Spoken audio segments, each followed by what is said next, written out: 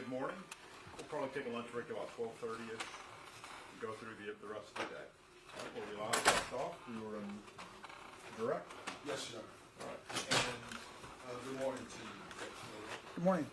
When we concluded yesterday, we were playing Officer Villalobos' video. Yes. I want to go back to this video, and for the record, Your Honor, approximately we are at timestamp 01:49:57. We will publish from there. That's fine. You're done. That's fine.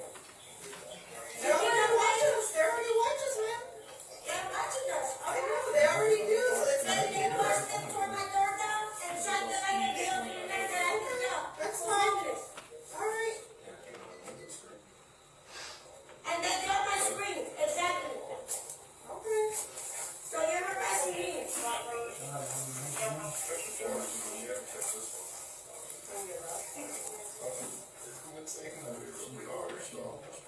Wait, I'm trying to floor this. That's what it is. Are you going to make things more difficult, or are you just... No, I didn't make them difficult. Do you have a work, Sergeant Perez? Do you have a work? I'm asking you, are you going to come out for us? Do you have a work? I'm going to negotiate. No, do you have a work?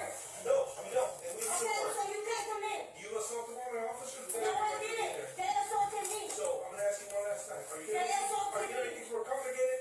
They assaulted Okay, me. that's my answer. They assaulted me. And Your Honor, we're going to move forward to approximately 01:53:10.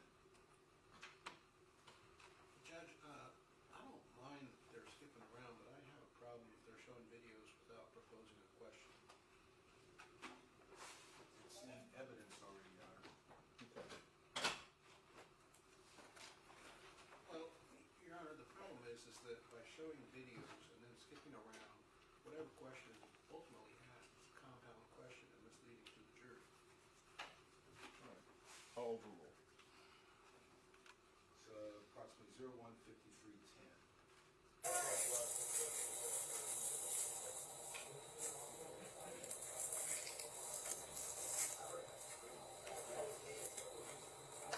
She almost threw out. No? God bless you, but you know what? You're very wrong. Let them know what you're doing before you come back. I know, I saw it.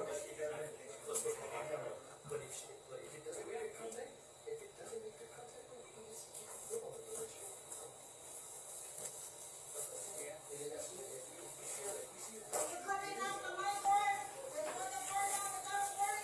That's a disrespect. Yeah, you threw something at one of our officers. After he. Yeah, that makes sense. Let the fire clarify yourself, brother. You don't come and have somebody. You should do that for yourself, honey. Put the hell warrant. To have my door down. Or, Dude, I don't my know. kids, my gate, I will. There's one in there, right? So guys, oh. Oh, shit. Yeah. Hey, does anybody got hookah?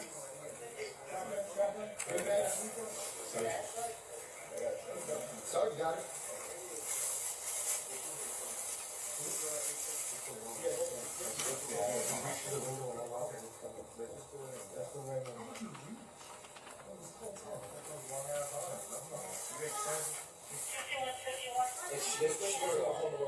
No, she's got somebody in there.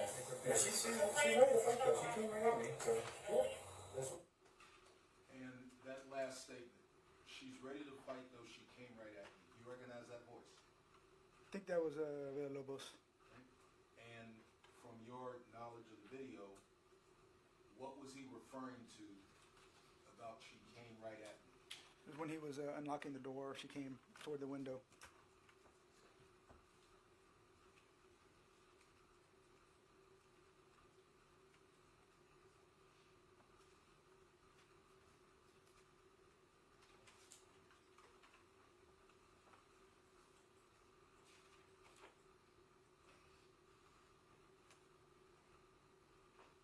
So,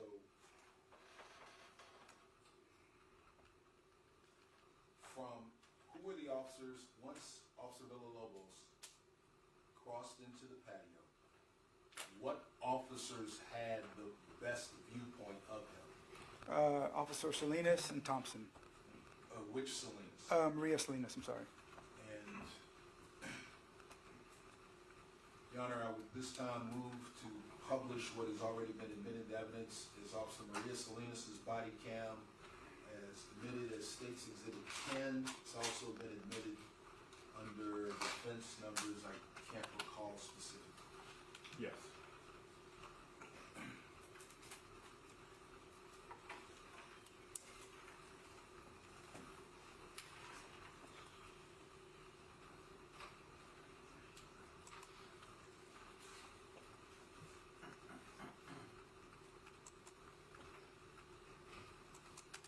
Record, Your Honor, we're at approximately 014012. We're going to move forward to her arrival approximately 014631.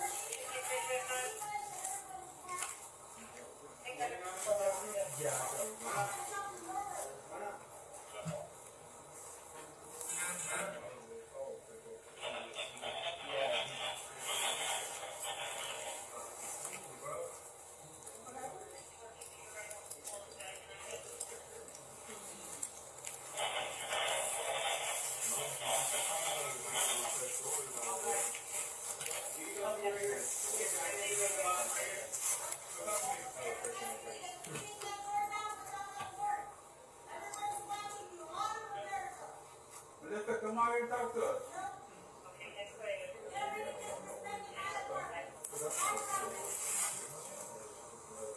No, you said like this instead of going in there. I want to talk to you. Okay. Alright, I'll hang in there. We'll try to get in here at 10:15. Yeah, I'm going to.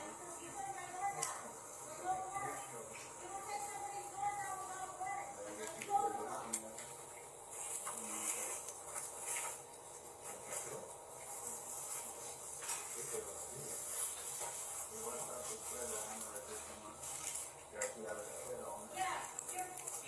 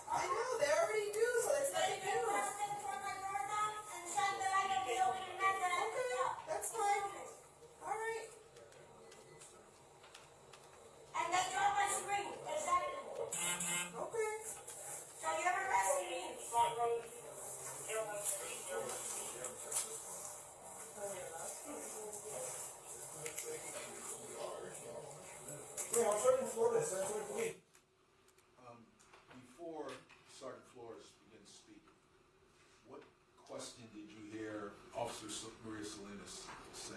Said, are we allowed to? And from your review, who was she talking to? I think that was Officer Young, I believe. Objection to speculation. All right, so if you don't have personal knowledge, you can say that. And if you Okay. have, Yeah, I'm not 100% sure. I'm not know for sure. Are you gonna make things more difficult, or are you just No, gonna? I didn't make it difficult. Do you have a work, Mr. Perez? Do you have a work? I'm asking you, are you gonna come out for us, or are you Do gonna? you have a work? I'm not here to negotiate. No, If you do don't you say more. have a work? No, we don't, and we don't need Okay, a so warrant. you can't come in. You assaulted one of my officers, we No, gotta I bring you didn't. there. They assaulted me. So, I'm gonna ask you one last time, are you gonna make things more complicated? They assaulted Okay, me. that's my answer, okay? They assaulted Hey, me. Selena, where's that? They assaulted me.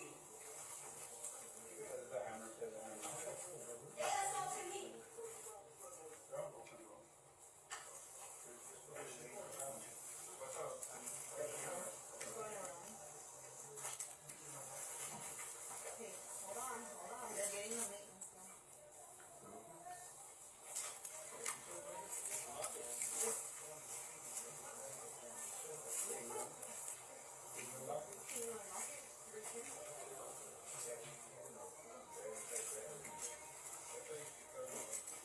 No, I don't. Shut up. Oh, you can't.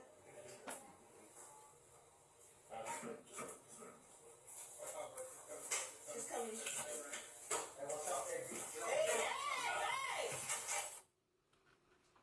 Now, for the record, Your Honor, I paused at 01:51:58.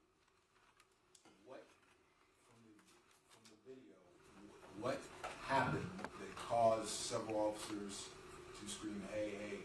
What happened? Yes, Melissa's coming back from the room when she was with Mr. Santos, and she comes into view, and they're telling Vela Bose, watch out. All right. And we are paused at 01:51:58. Where is Officer Villalobos in this frame? He is at the patio door, and he has his foot holding the door. All right. Can you see beyond the television? Can you see Melissa Perez at all from this frame? No, I can't, not in this frame. And the jury's heard some evidence and testimony. Have you worn a body camera in your career? Yes, I have. All right. Does the body camera capture everything that your eyes see? No, sometimes it'll miss certain things. I mean, but yeah, yes, you're right. It'll capture everything that our eyes might not see, our brain might not capture Well, in fast, real time. well, but there are obvious things like if you're facing the front and you turn your head to the side, the body cam's not going to capture what you see. Exactly. Yes, sir. Generally, about how far below your eyes do most officers wear the camera? Oh, I'd say anywhere, I don't know, 15 inches, 20 inches maybe. I don't know. It's a guess. All right. So, in general, does it capture, if you're looking ahead, does it capture? Yes, it does. Yes, sir. So, can you see Melissa Perez anywhere in this I'd like to frame take the witness at on board. 1:51:58? I'd like to take the witness on board. all right. You can answer that first, and then. Okay, can you repeat that question? Do you see Melissa Perez anywhere in this frame at 01:51:58 hours after several officers have yelled, hey, hey? No, I don't see her, no. Okay, you can take her on board. Yes, you have not conducted any experiments on my client's body camera, Eleazar Alejandro, and whether or not he's able to see certain things that his body camera fails to capture, have you? I haven't done any experiments, no, sir. And in fact, in your prosecution guide, you falsely stated that he could not see inside the apartment at the moment he fired his shots, correct? No, I don't recall saying that. You don't recall, but if he did say No. that and I could show it to you, would you agree that Okay. that's not true? Well, I'd like to see it. Sure. Yeah.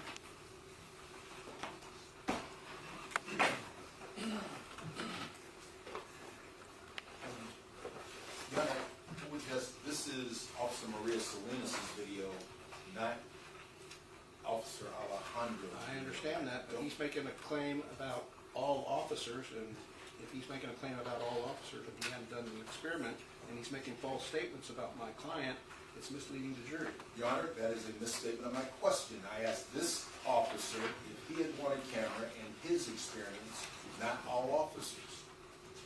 Yeah, I'll sustain that objection. Do you have any other questions? Yes.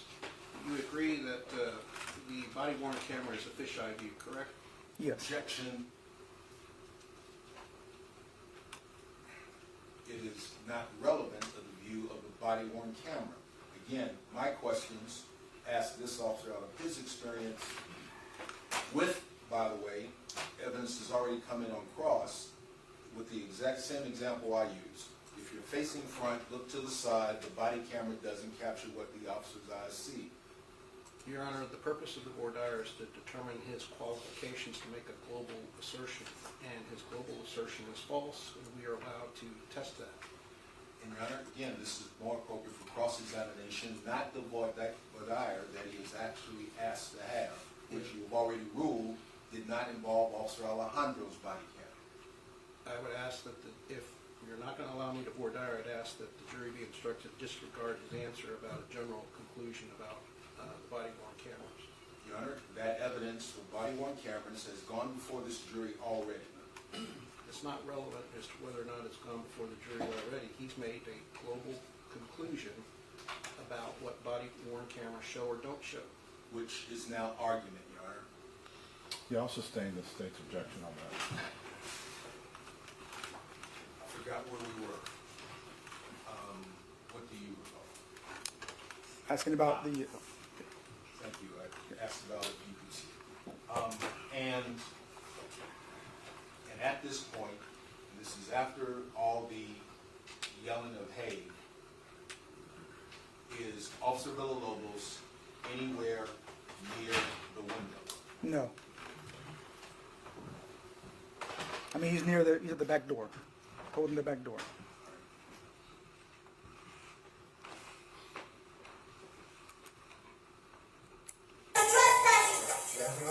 Yes, you're trespassing. Just get back. You're trespassing, you ain't gotta work. You ain't got no work.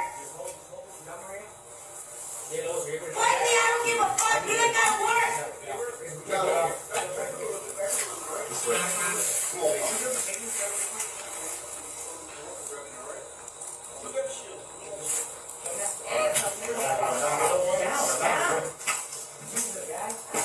ain't got no work, and you're harassing me, and I don't.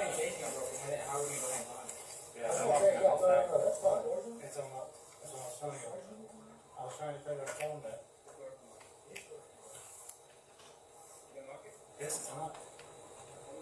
You ain't got no work, you ain't got. You're harassing me. It wasn't Lester.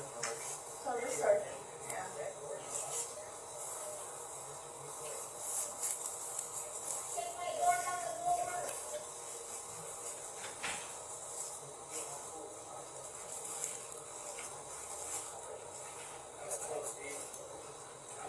She only was around. God bless you, but you know what, you're very wrong. Rectify what you're doing, before you embarrass yourself again.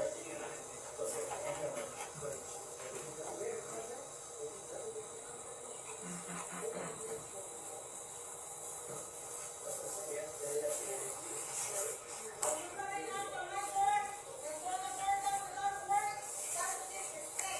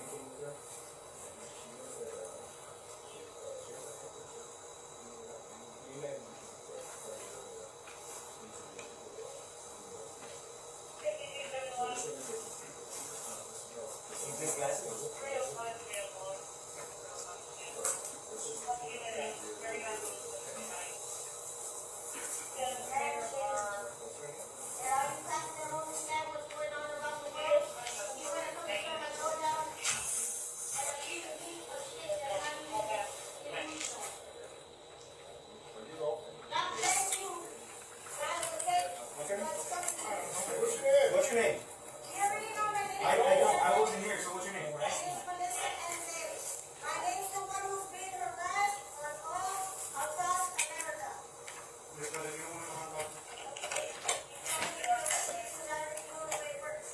Okay, so you know you're gonna get arrested. Why don't you tell me why I'm here for right now? Can you tell me why? Because they're turning my door down and they're making accusations that are already. Okay, but what if we come here in the first place? So why did they turn my door down? That's what I'm asking you. Why are we here in the first place? Why did officers come to this location in the first place? No. They tore the door down once they were already here. Okay, I'm asking what happened before that made them come here. I was talking to the fire department. Okay, all right. Okay. Okay. Okay.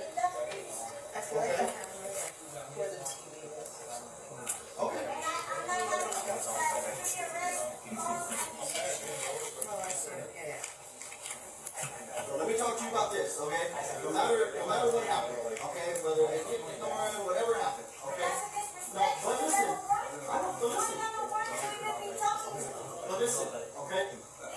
It doesn't negate the fact. Okay. I heard what you had to say. Okay? So if you're getting harassed, okay, why didn't you pick him up from the street? I'm getting harassed by police. So they kicked my door down and knocked my pictures out. I still get that. She was like, That's my issue. That's your You issue. need a warrant, I and you don't got one. think you're a little bit wrong on that, but I think I'm very right on that. I know my law. I don't think you do, but. I know my law. Okay, what section of the law is that? What section of the law? Yeah, go What ahead. section of my law?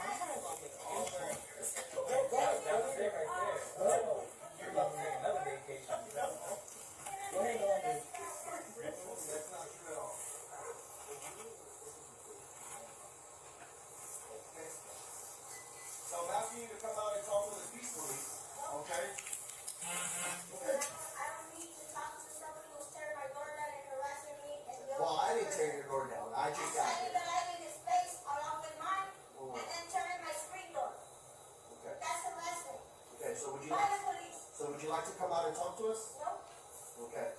So you're gonna make us go in? you ain't got a warrant to come in. I don't need one. I've already explained that to you. And I'm explaining to you, you need a warrant. Okay. Well, we'll see what the judge has to say about it, We'll okay? see. We'll see. Well, we'll figure it out at that point, What okay? the law has to say. Okay. Well, like I said, one way or another, what's gonna happen is gonna happen, okay? I'm trying to explain the law to you so that this doesn't go, so that this doesn't escalate. So before this has to get complicated, can you please just come out so we don't have to use force or anything like that? Why not? Because I already know it's gonna happen. So it's gonna happen regardless. What's gonna happen? What's gonna happen? Tell us what is gonna happen. That previously I've been arrested for false accusations. I'm not having it anymore. This is false. Here's something you These did false with the officer. accusations that you think is throwing my door down.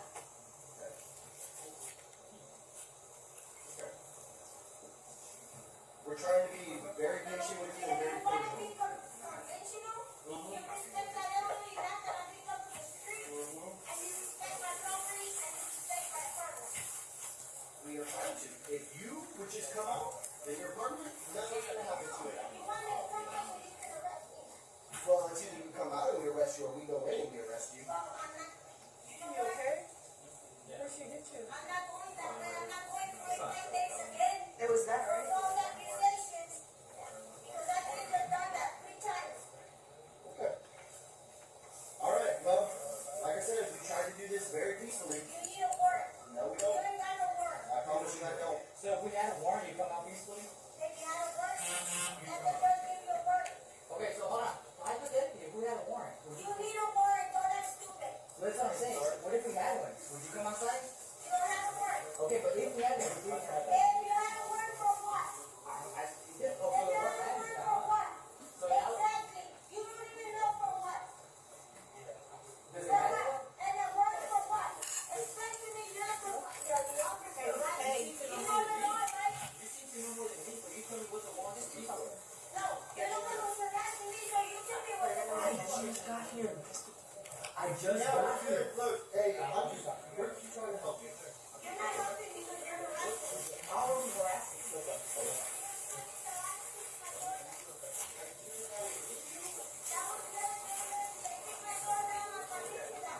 Is your door kicked down right now though? If it was kicked down, we'd be inside.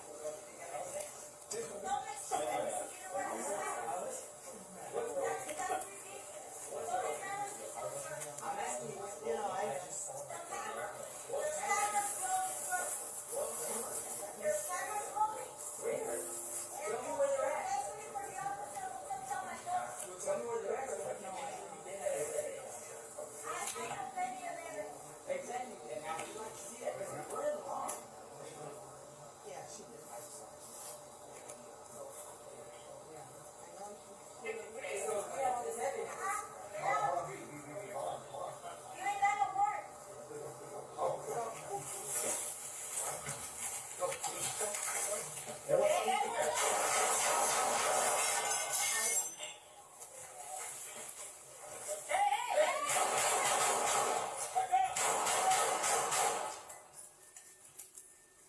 She's down, she's it. I know she's it.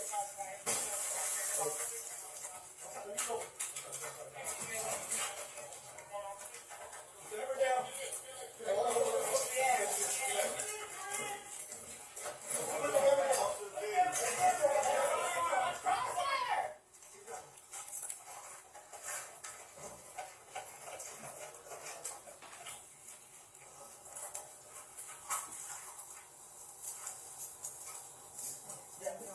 Yeah, I'm good.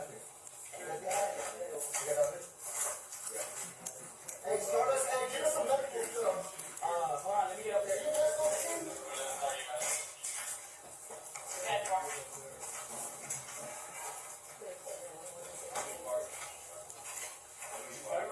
I think it was two. I didn't fire. I think it was two. I think it's sorry. I think he did. Alfred, you fired?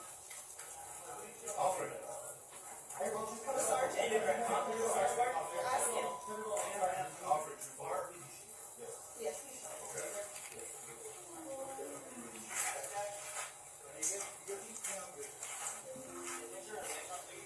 And then, come on out. Yeah, let's go over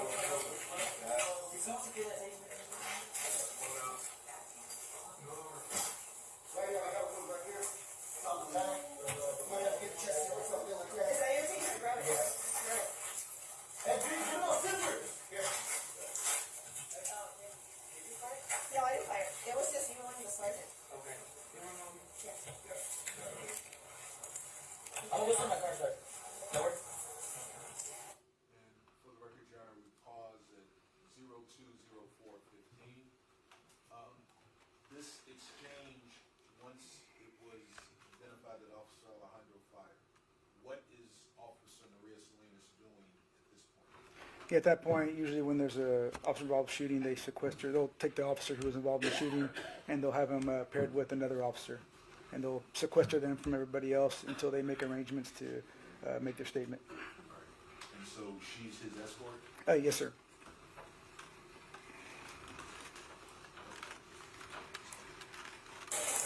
Why don't you clear your front, where's your post? Over here. Clear your front Mine seats. has my negotiator stuff in it, so I'm gonna have to take my car. Okay, then clear your front seats. Okay. Did you go with me? Drive. Yeah, I guess there.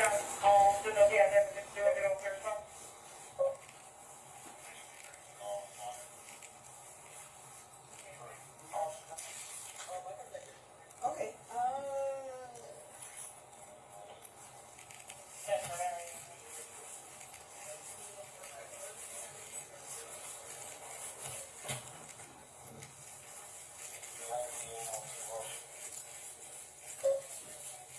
Come down,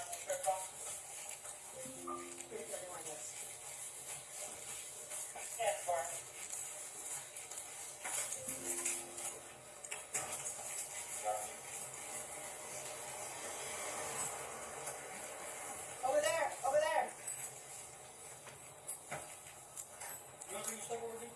Yeah. You want me to move my computer over there?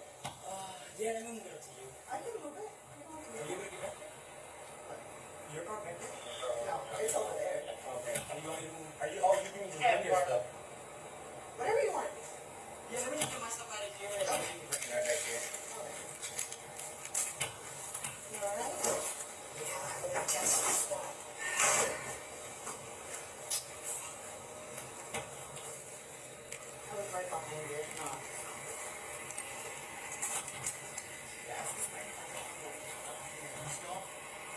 You guys want to turn off, right? Okay. What was that last statement Officer Alejandro made before they moved to the passenger side of the car? He said, there goes my chances at SWAT.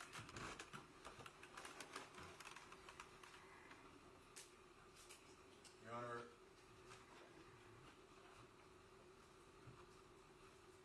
the state would move to publish what has already been admitted into evidence as State's Exhibit 1, the body-worn camera footage of Sergeant Alfred Flores. Okay.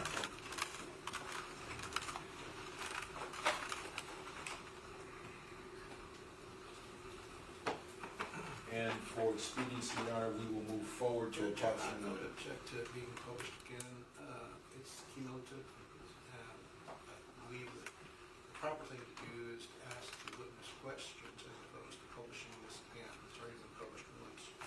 This witness has testified that at this stage in this investigation, he was working on the warrant. I'm going over the material he reviewed to support his probable cause definition in the warrant. Well, Your Honor, his user audit trail shows that he never looked at any videos other than Alejandro's the morning of, so I don't know what he could have reviewed.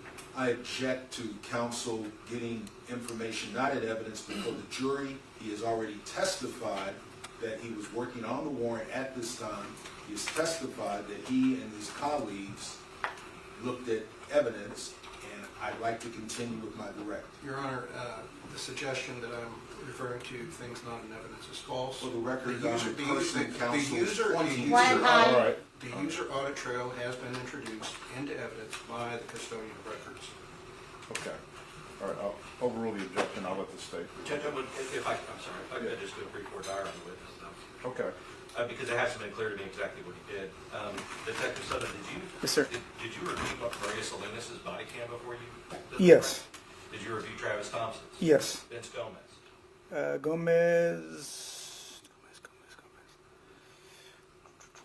Gomez was, I'm not sure about Gomez, no. Did you review Jonathan Salinas? Yes. Did you review Officer Rojas? Rojas, yes. Did you review Dallin Youngs? Dallin Young's, no, I don't think I did his. I mean, because we're talking about that's probably about 8 hours of body cam. So when you say you Well, reviewed it, you watched. Of the incident, I'm watching mainly the incident when they got there. Okay. I'm not watching prior stuff before that. Okay, so what you did was you reviewed basically the 12 minutes, because these officers were there about like 12 to 18 minutes before. Yeah, it's about that window that, when they got there. So Yes, you sir. only reviewed that part of each of the body cams that we've mentioned? I can't tell you exactly what I reviewed, but that's the general major portions that I did review, yes, sir. That led up to the incident. Well, when you say you can't tell exactly what you reviewed, that's kind of that's why I'm asking you. Okay, questions. yes, sir. I reviewed what I needed to review to get probable cause in the case. Well, that's debatable, Okay. but Yes, as sir. far as, and this really, it's not my cross, I'm just trying to figure out right now and just establish for the record exactly what you looked at. So all of those Yes. officers I named, you can testify under oath that you Yes. looked at Yes, least the portion that contained the incident. Yes, sir. The three defendants, Thompson, Maria Salinas, those are the main ones I looked at, and Salinas, Jonathan Salinas, and then I believe Rojas. Well, he was the first officer there, right? Rojas. So Rojas yes, was the- Rojas, yes. Ramos was the And second. Ramos was second. I remember reviewing Ramos's also. Okay, so Yes. did you review those videos on with your access code or your No, under your user? I did not, sir. No. Okay, whose did you review those? Honestly, sir, I can't tell you. It was a collaborative effort. We were there, like I explained to the jury yesterday. We're all there. officers, other detectives are signed on to their terminals, and I'm watching it at their terminals. I don't know how better to explain it. Okay, can you tell me which detectives were there? No, Which officers? I can't, sir. Whoever was there that night took statements from the officers, those are the detectives there. Okay, so you would agree that it would be in, all of these videos would be in one of their audit trails? Yes. Because one of them Yes. had to have been signed in. Yes, sir. To view. Yes. And the people that were there were the people that took statements from the officers, like Detective Platt, it looked like Detective Carrion was there, Carry on, whoever else was Detective taking Dorsey statements. was there. Dorsey, Randall Hunt, Detective Hines, I believe, took statements. Detective Hines was there, okay.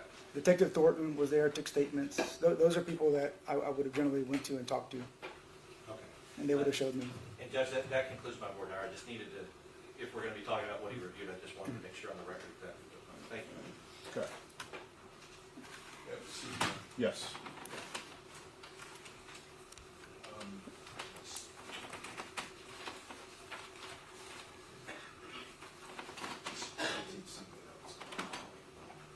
Yeah, and again, 014808.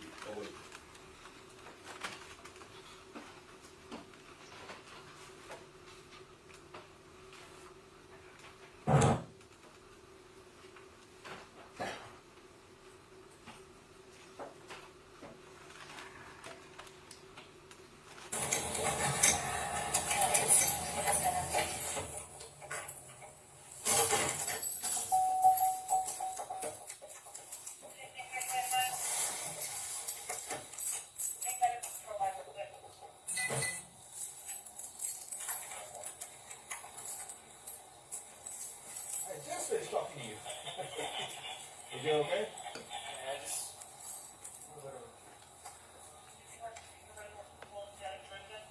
Some redness and shit in the glass. Like one of those candles, those glass candles.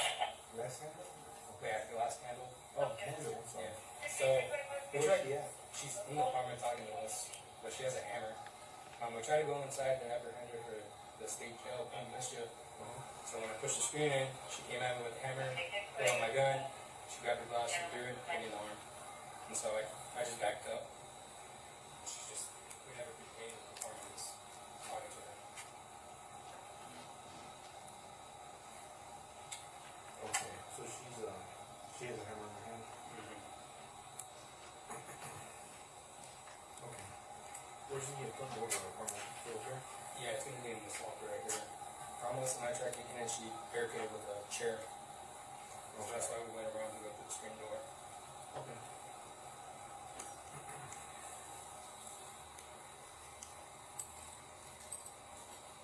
Who else was leaking here? Almost. Okay.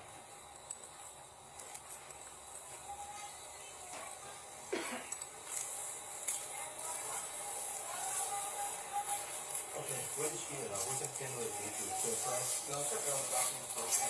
Okay. So we're doing this all in PO.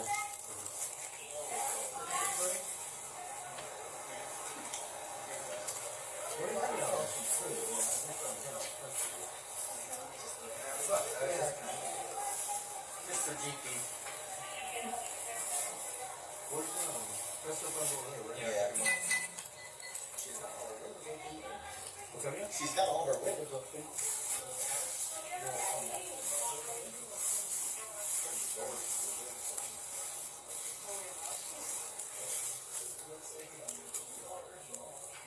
Wait, I'm trying to Florida, Central Police. Are you gonna make things more difficult, or are you just No, gonna... I think it's difficult. Do you have a work, Santa No, Claus? no, Do you have a work? When I'm asking you, are you gonna come out for us, or are you Do you gonna... have a work?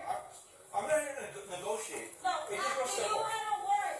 No, we don't, and we don't need a Okay, warrant. so you can't come in. You assaulted one of my officers, we got No, every I right to be in didn't. there. They assaulted me. So, I'm gonna ask you one last time, are you gonna make things more complicated? They assaulted Okay, me. that's my answer, okay? They assaulted Hey, me. Selena, where's this guy? He's over there on the side. Okay, can you go grab him really quick? Hi, you guys keep on. Just somebody keep on this front door, just in case there's...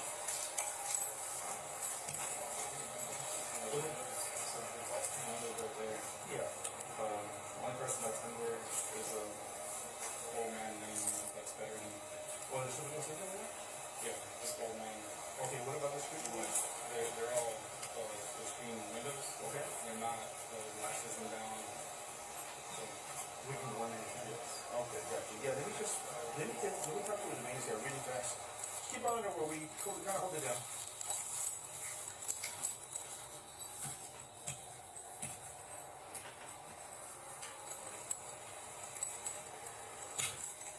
And we're pausing at 01:51:54 and advancing to 01:52:30.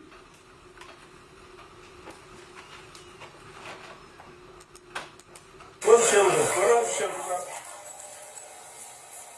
That is what it is.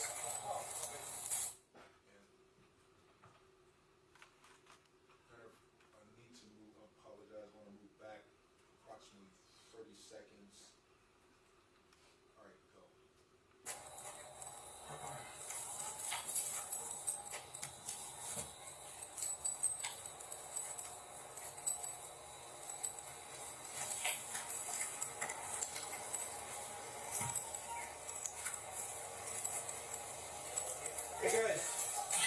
Hey guys, do me a favor. Back up a little bit, right? Back up a little bit. I'm gonna give the maintenance guy really quick before we work on grabbing it, all right? Who's got a shield? Who's got a shield? Where's the shield? Where else the shield? Paused at 01:52:33. Do you hear also Alejandro's voice in the background saying now? Yes, I did.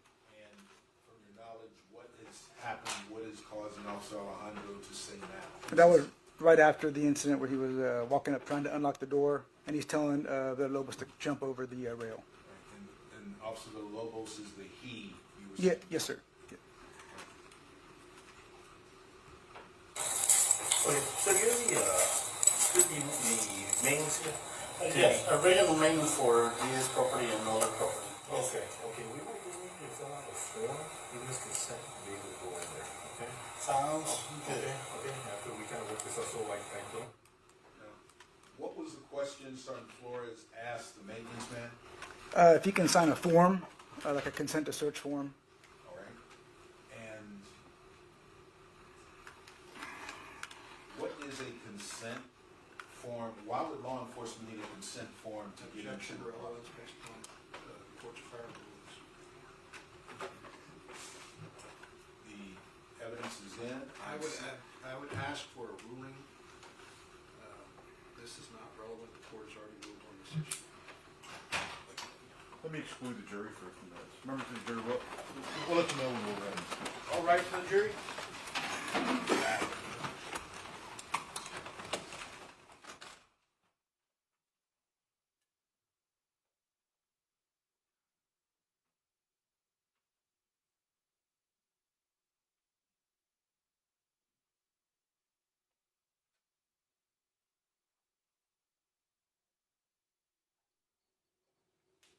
Please be seated.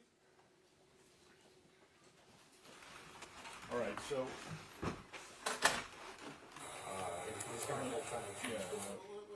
yeah, let me, the officer rolling, and let me just say this, so, you know, State, you're getting very close to opening that door related to that federal case. I think with those witnesses yesterday, those experts you wanted to bring in, I think you would have kicked that door wide open. I mean, do you agree with that? The door wide open related to getting that federal case in. Those issues are so closely related, and I feel like you're starting to approach that door again with that question. Well, in your honor, again, as the state has always maintained, it is state law, the Code of Criminal Procedure 1405, that I'm only addressing that question to. The evidence has already come in that this witness, Officer Flores, has had prior communications with Salinas. He arrives at the apartment. They've already seen the things that happened. In the previous video, Officer Villalobos says to Flores, she came right at me when he was inside the patio. They know the crime has occurred, but now, 10 minutes after he's been on ground, the man in charge is asking for consent to enter the apartment. It goes to his state of mind at the time, and again, it is all supported by Texas state law, which is applicable, which is what this jury will have to consider. So what the jury has to consider is, were the officer's actions reasonable? Yes, sir. I mean, that's it. Yes, sir. So the other stuff, you're knocking on doors that you wanted to keep certain things out, and I just feel like if you're going to be focused on the consent to search issue, that's going to open that door up even further. And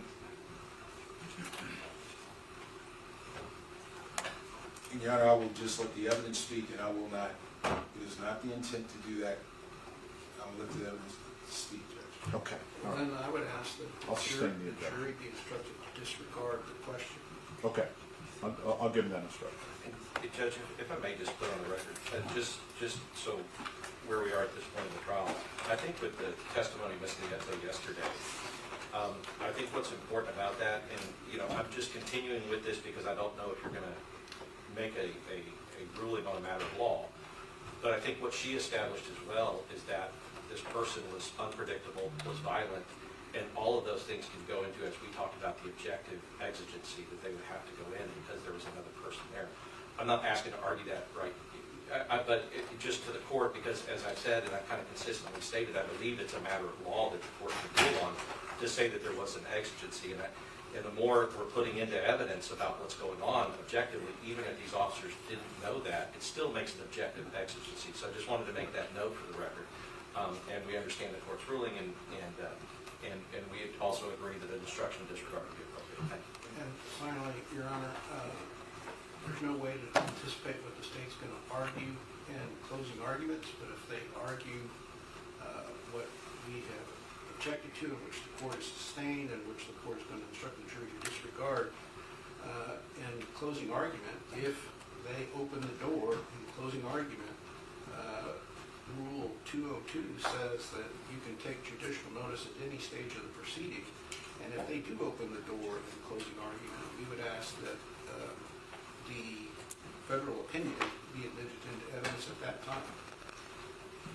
Your Honor, up until yesterday, okay, the state was under the impression that 1405 was going to be in the jury charge. It was in the proposed jury charge it was given to us. We were not operating in any kind of bad faith. The defense offered in their defense exhibit 1405 as it's incorporated into the 501 of the general manual. We're just trying to play off of what has already been admitted by them and what has already been led us to believe from the proposed jury charge would be in the jury charge, Your Honor, as far as 1405. And that goes to whether or not the arrest was illegal or not. So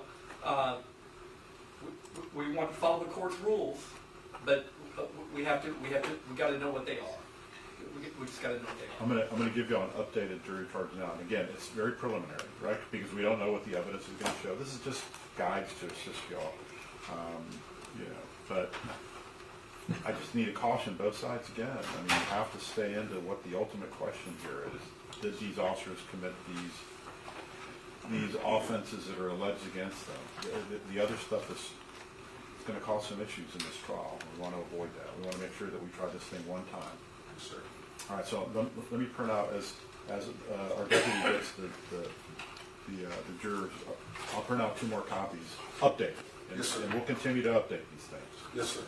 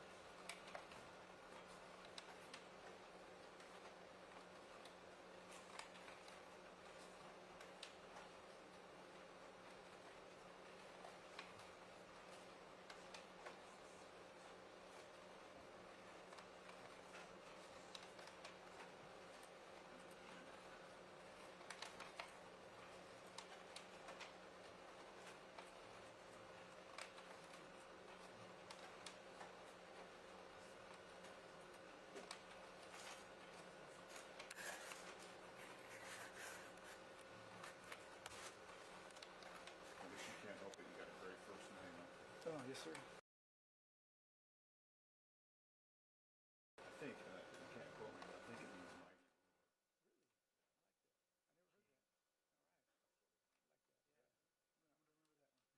All right. I like that. Yeah. I'm gonna remember that one. Our parents take care of it. Yes, exactly.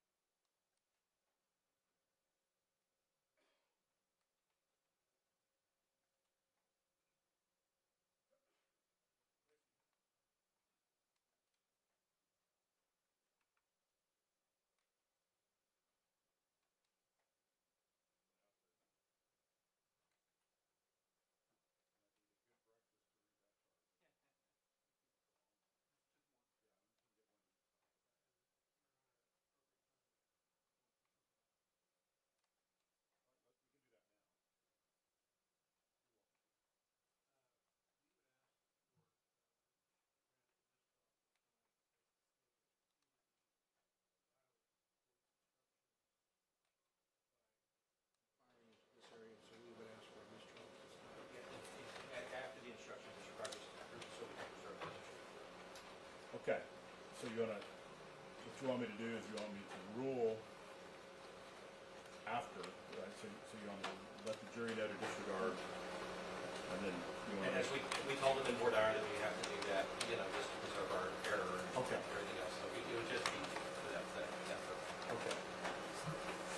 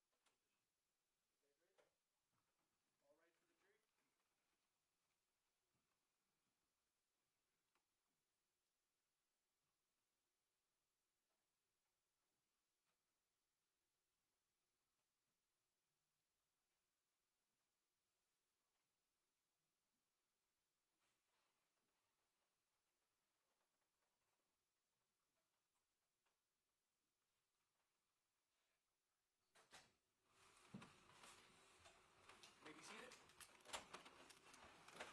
All right, members of the jury, I'm going to instruct you to disregard the last question asked by the prosecution. Do that, Mr. All right, I'll deny the motion for mistrial. State. And all the way until the last one. Okay, what's the history with her? Okay, a couple of months ago, she came into our leasing office. Okay. You should have some history there because we filed like a stall, but they only count the chicks and the soda that she walk in. Okay. But she had some history on the back. She was on jail for a couple of months, and then she came back. Okay. So before that, they told me they're on the path because we just acquired these properties in July last year. But it looks like she has some kind of history behind it, which I don't know. That's what I heard. But the reason why she was apprehended Right, because she there has was some some warrants on warrants. the back. Okay. On the path. Okay, gotcha. We're gonna go ahead and, just, if you just hold tight for me, okay? Yes.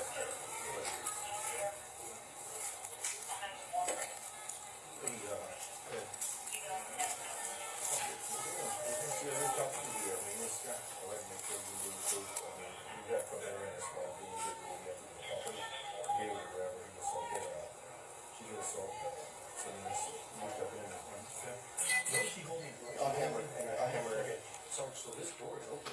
Right, does anybody have this vehicle with you guys? I mean, we can change it through the window and it just goes through the door if it makes good contact. Or does anybody have a rifle or that's me? Hey, does anybody got feedback? Shotgun? Feedback? I got it.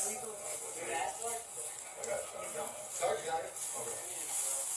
Which one is, who's door is this? This one, no? Yeah, okay. This one, yeah, he reached to the window and I'm okay, let's just do it and that's the way. How did you reach?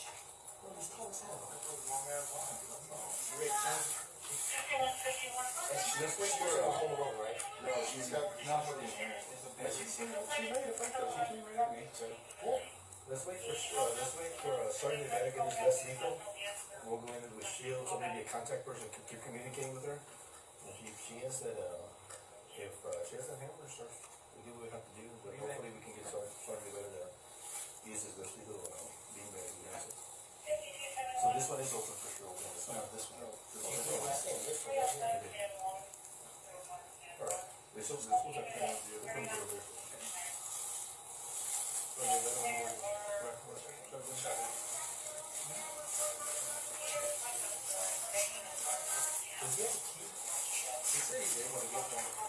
Sir, do you have a key over here? I need to go to the leasing office and see if I have a copy of the key. Okay. I'll be here in Okay. 5 minutes. You know, I just have to get the door open, and maybe put us a little bit more than the keys. I just didn't know you had it available right now. Okay. You'll have to go to keys, right, to be able to find it? I just need to open, remove the alarm, Okay. get the, look on the list, what's the key, and get the key for you. Okay. If that is, that Alright, you is. go grab it, you go grab it. Yeah, okay. Go ahead.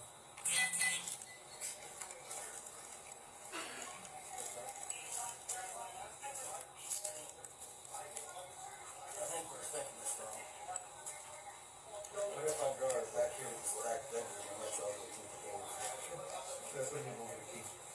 This door's unlocked. Right, but we need to cross that over, right? We But gotta if cross I- over what I don't want. But if I draw her back here, that'll give you guys time to go over it and distract her. decide. Yeah, I'll be distracting her back there, get her back there. And if I need to, I've got the screen off, so if I need to, I can tase her, Okay. you know. And that way give you guys time to get in there with your less lethal with the taser and get her from both, you know, without the taser on both ways. Cause I'm not worried about the camera. I mean, Just obviously- something with you, if you're gonna be over there in case. Okay, so you want me to start drawing? Yeah, let me just get there, because we're starting to gotta call it the, let's see, go, sergeant first.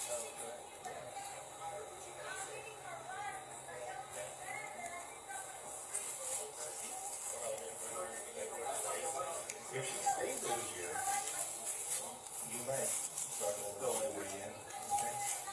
And if we see her going that way, what we don't want is going from here, she starts walking toward you. Yeah, and then come across that Exactly. So, it's like better if she's over, where's she at? She's in this room. I can get her over. Okay, sorry, bring her. So she don't have the hammer right now? Yeah, right. She stays there, I'll keep the hammer? Yeah, they just wait for someone to get here with us, that's the people who say this. If that was the case, I could just open the door and grab her. She doesn't go for the hammer right away? Where's the hammer at? It's on the couch. Okay, it's a good situation where she won't have enough time to get it if she stays after work. Okay. But, whatever else, I'm just saying I can't get her. I get you. Okay. And paused at 01:58:12. Can you identify what officer is it Sergeant Flores is speaking to? You just had the statement. Can you go back again, just real quick? Judge, I'm going to object if he can't testify based upon personal knowledge. He's going to speculate. Back it up. The witness asks. All right, I'll overrule, and just remember your testimony is based on what you know. Yes, sir. I understand. She won't have enough time to get it if she stays after work. Okay. But, whatever else, I'm just saying I can't get her. I get you. Okay. So can you identify that officer? Yeah, he's talking to Lobos. Thank you. And we know that it's open because she likes it. Okay. Yeah. I was able to reach in, I was able to let him off.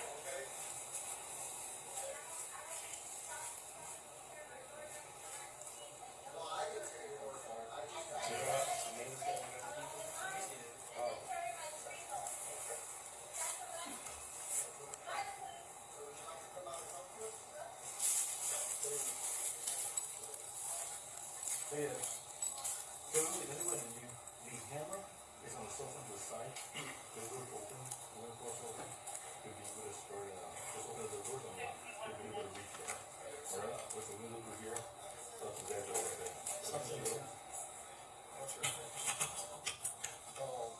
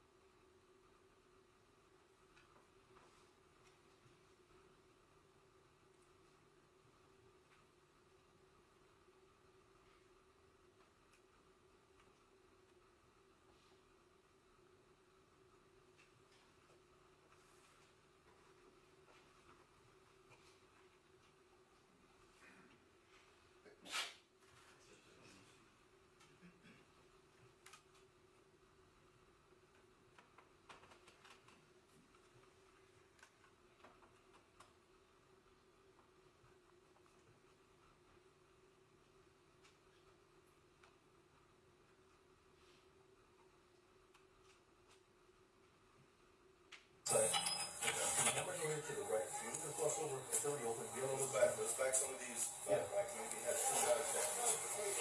Hey guys. Let's have most of you back up. Let's do the. Okay. Alright, I need you to back up there. Alright. Be a little.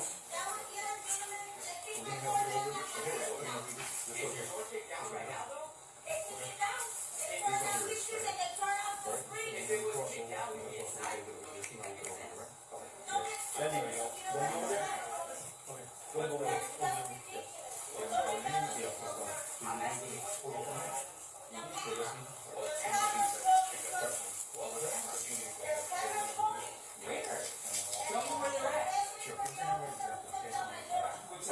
This one here. Exactly, and now we like to see that.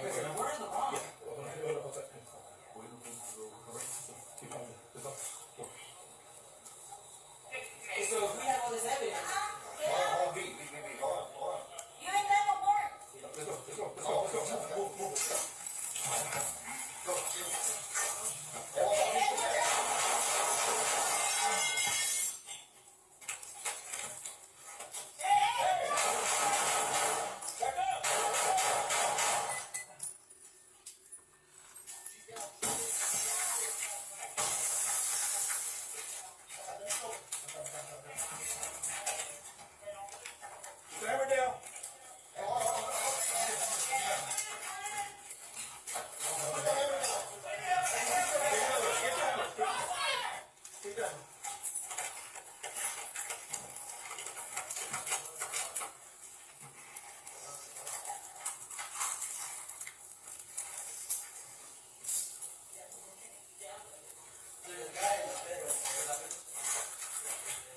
Hey, Suarez, hey, give us some medical stuff. Is he a medical team?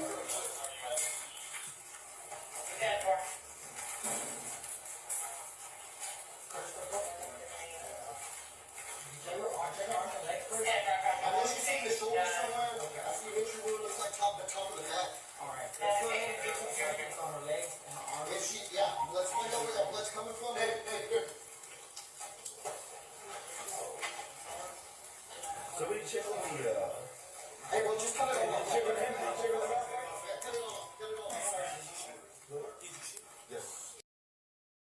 Some good. Hey, you good? You good, D? Yeah, I'm good. Making sure her legs are big enough. Yeah. I'll try to find out where the blood is coming from.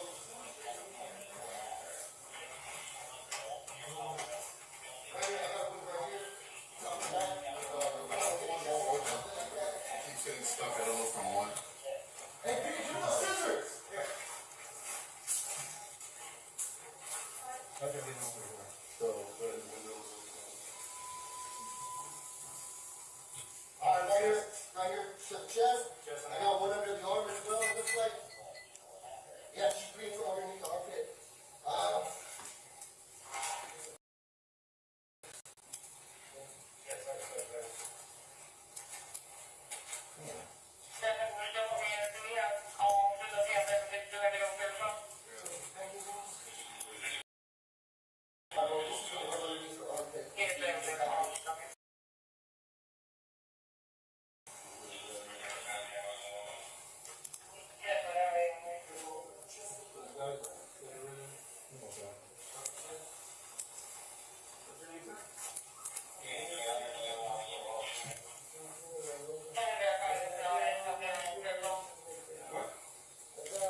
This is gonna come underneath her armpit. Sir, Rivera's asking for it. Here, bro, this is gonna get cut. Take it open. Check on the, maintenance guy for Pete. Yeah, I just trying to get, they can get the radio.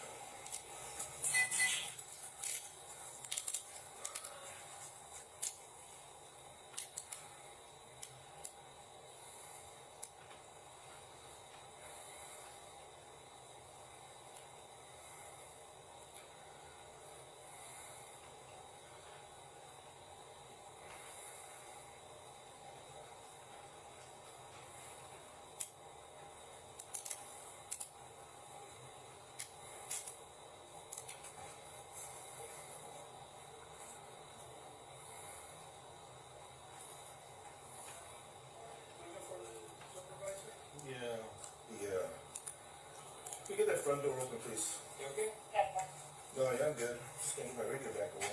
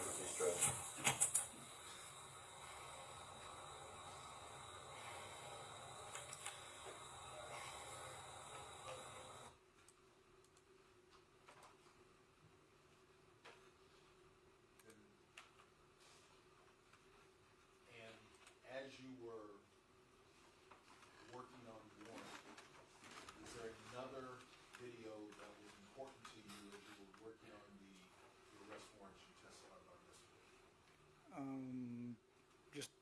Just the main ones, just the three the defendants, Thompson, Maria Salinas, Jonathan Salinas, just the main ones that were involved in that. Who was the officer standing to Officer Villalobos' left in the shooting? During the shooting, yeah, it was Officer Sergeant Flores during the shooting. Oh, yeah, I'm sorry, it was Alejandro. To the left of Villalobos. I'm sorry, Okay. to the left of Alejandro, my apologies. Oh, I'm sorry, that was Thompson. Okay? Yes. And does his body camera footage give you visibility to what Officer Alejandro is doing? Yes, it does. He's right next to him, and he paints a good picture, a broader picture.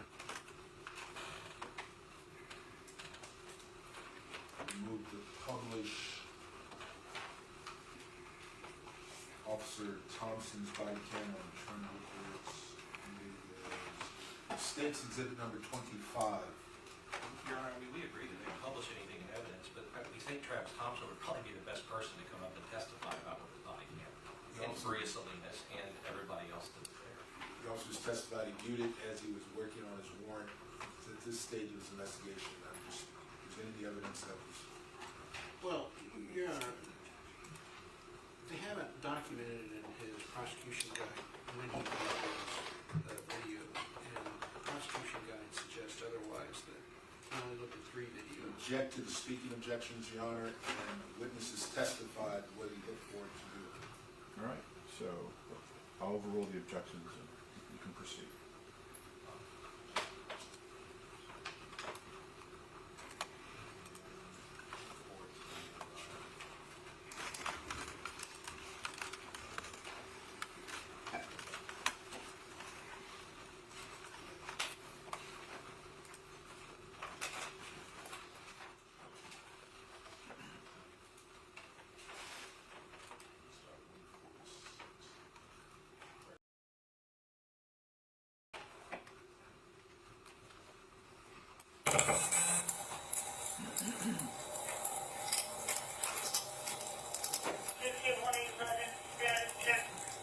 You're on the way to.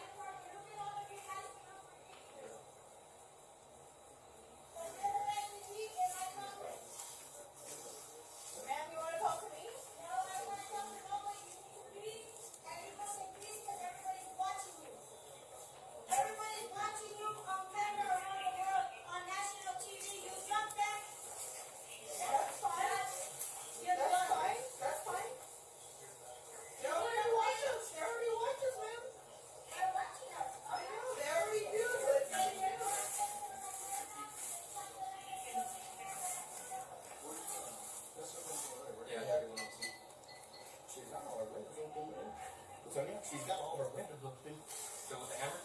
Well, on that side, bro, there's a window. All you gotta do, it's just a screen. Yeah, but she's still carrying the hammer. Yeah, freaking taser, bro. Walk in there and taser. She already assaulted somebody. It's a felony offense. Guarantee you can sneak through that window, bro, and fucking walk in there. Hit her with a taser real quick.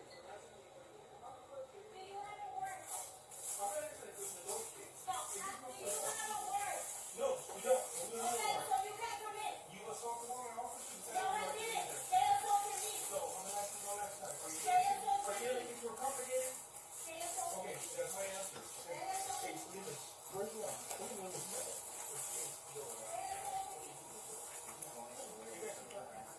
That's what I'm saying, that window. Hey, she's going around. Hey, just watch out, she's coming around right here.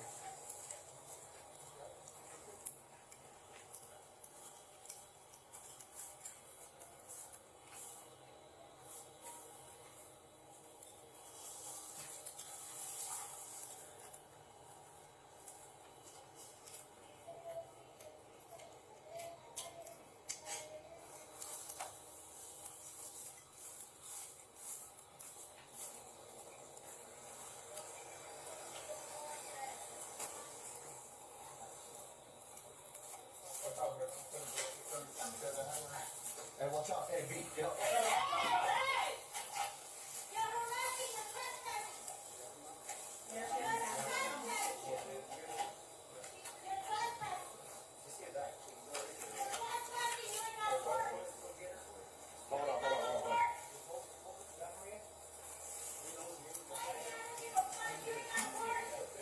No, no.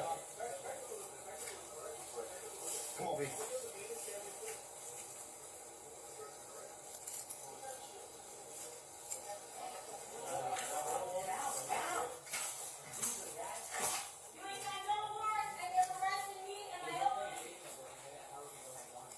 That's what I'm saying. Yeah, no, that's fine.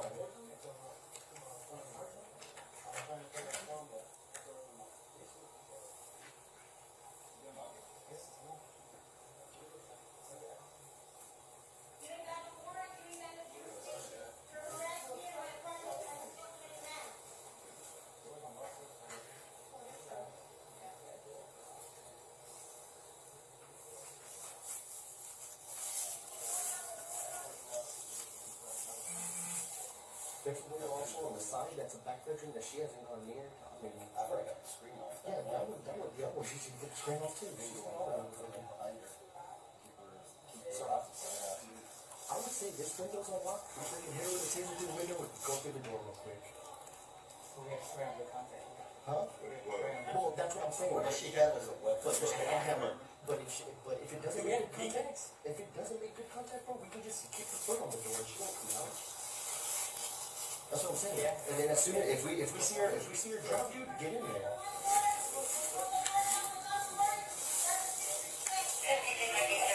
Yeah, you threw something at one of our officers. Yeah, that makes sense.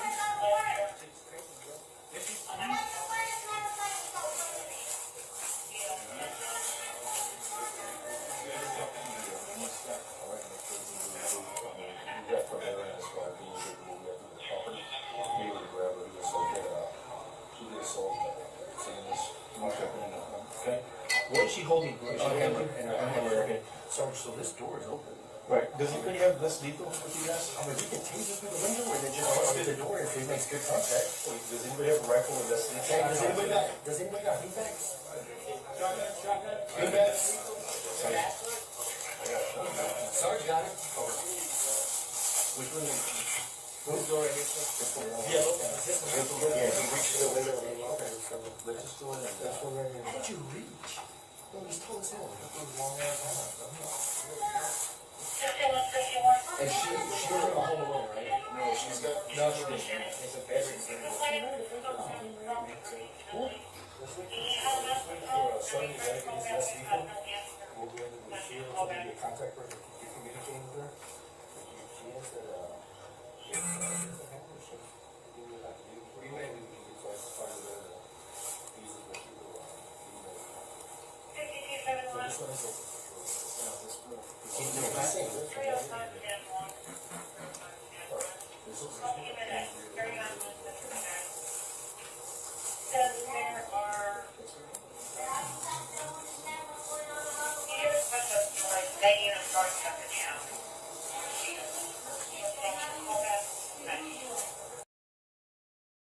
God bless you. God will take what's coming to you. Hey, what's your name? What's your name?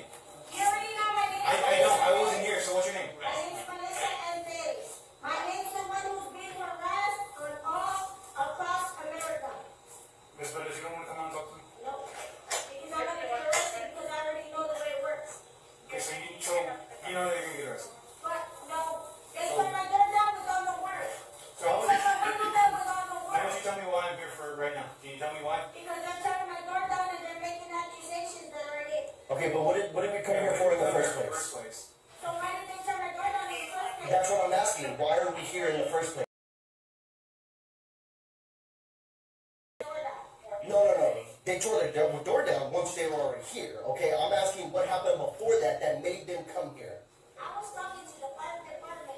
Okay, On all a right. confidential conversation. Okay, Two officers came and disrespected me. okay, They tried to arrest me. Okay. Like they've done previously. okay.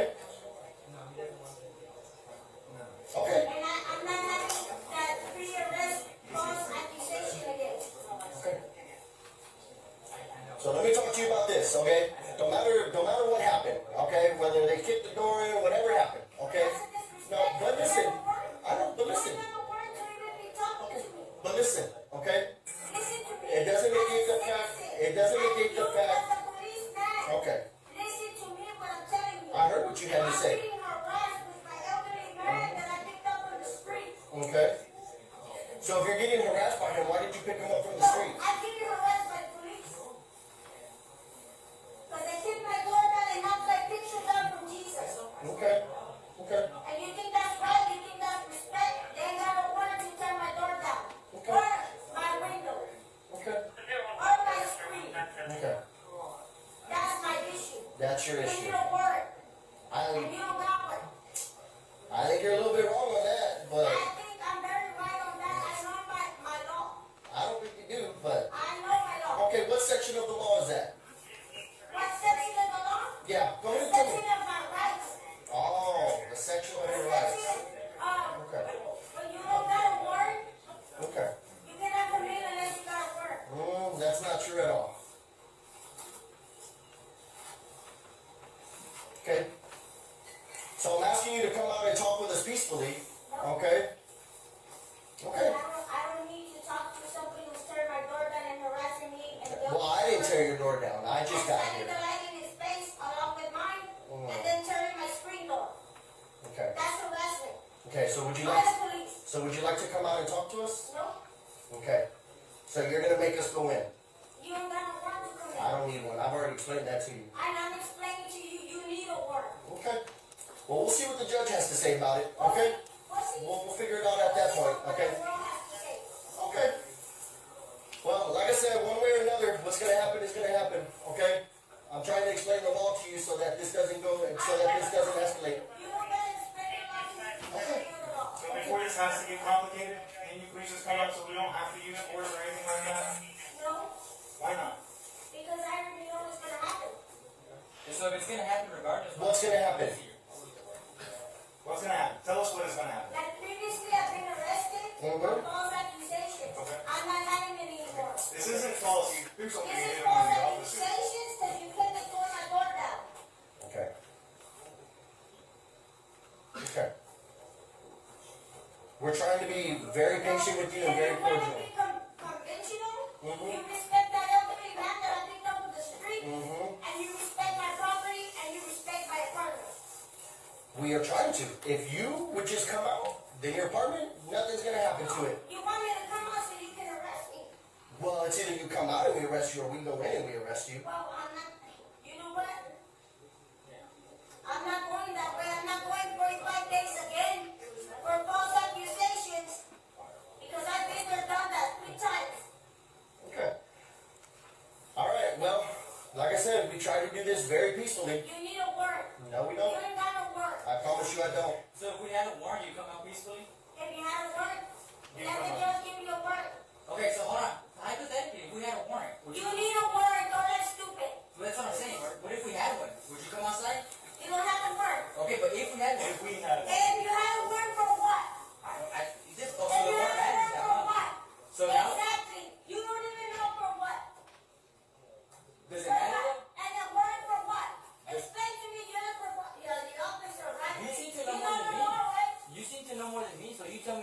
warrants will be for. No, you're the one who's harassing me, so you tell me what the I warrant for. just got here. I just Yeah, got we're here. good. Look, hey, we're just trying to help you. You're not helping me because you're harassing me. How are we harassing you? Because you're shining the lights, kicking my door down. Are you sure that that was me? That was the other gentleman. They kicked my door down and my Okay. picture down. Is your door kicked down right now though? They kicked it down. They If tore you- down pictures and they tore off the screen. If it was kicked down, we'd be inside. Don't you think that makes sense? Don't act stupid because you know what? I'm It's not. not rolling. What's rolling? That's ridiculous. What's Don't rolling? embarrass yourself, sir. I'm asking you what's rolling. The camera. What There's camera? cameras rolling, trust me. What cameras? There's cameras rolling. Where? Tell me where they're at. Especially for the officer who took down my door. Well, tell me where they're at so we can make sure we get that as evidence. Don't you I think? got plenty of evidence. Exactly, and now we'd like to see that because if we're in the wrong.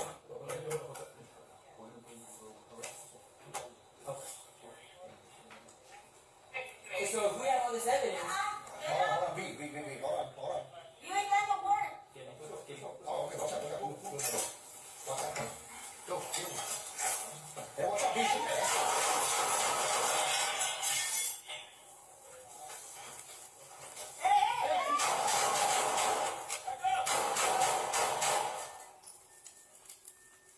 She's down, she's hit. I know she's hit. Watch out, let me get over. Put the hammer down. Hey, hold on. Put the hammer down. And she still got the hammer.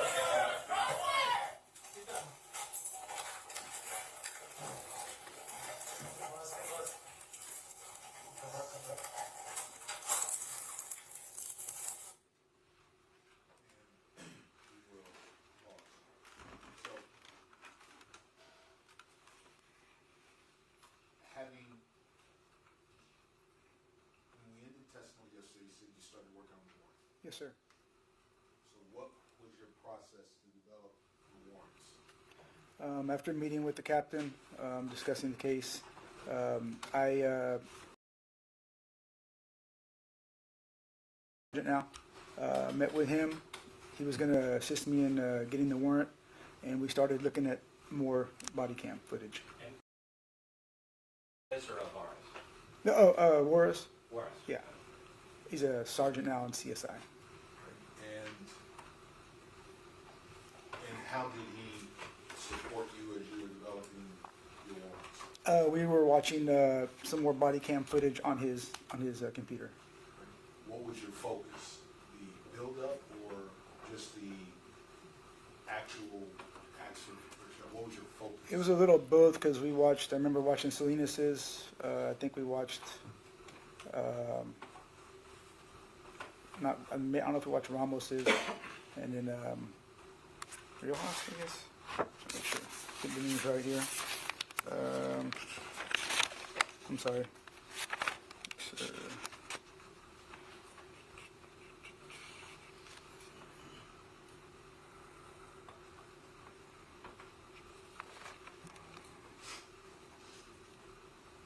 I think it was Rojas. Rojas was the first one on the scene. And then the sergeant, and then a little bit of Thompson's. I think we watched little clips of that real quick. And that's how we were preparing after just kind of refreshing our memory. Right. And what is the standard that you have to have to get a warrant? Probable cause. And so once you made your determination, what are the actual steps? What did you do? At that time, I typed up the warrant, and then I took the warrant to the judge. Right? And then about what time was this? I believe around 6 o'clock, 6 p.m., maybe a little after.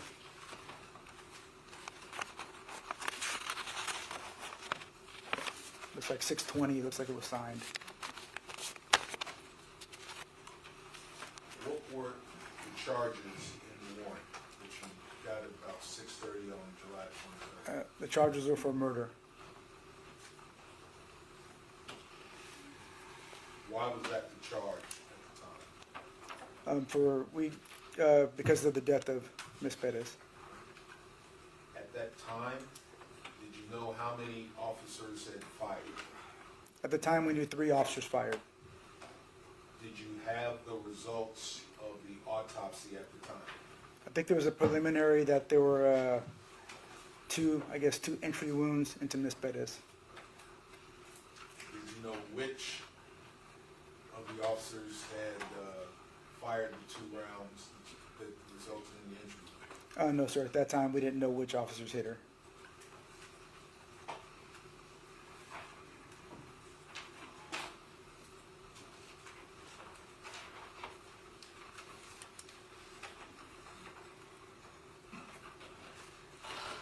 After you obtained the warrants, what was the next step in your investigation? Was it complete? Oh, no, sir. No. Okay. What happened in the days after June 23rd, 2023 toward your investigation? Were you working on this on the 24th, 25th? On the next day, I was actually working on something else, another case, because I was getting ready, I think, if I'm not mistaken, a trial coming up. So I was kind of refreshing myself on another case.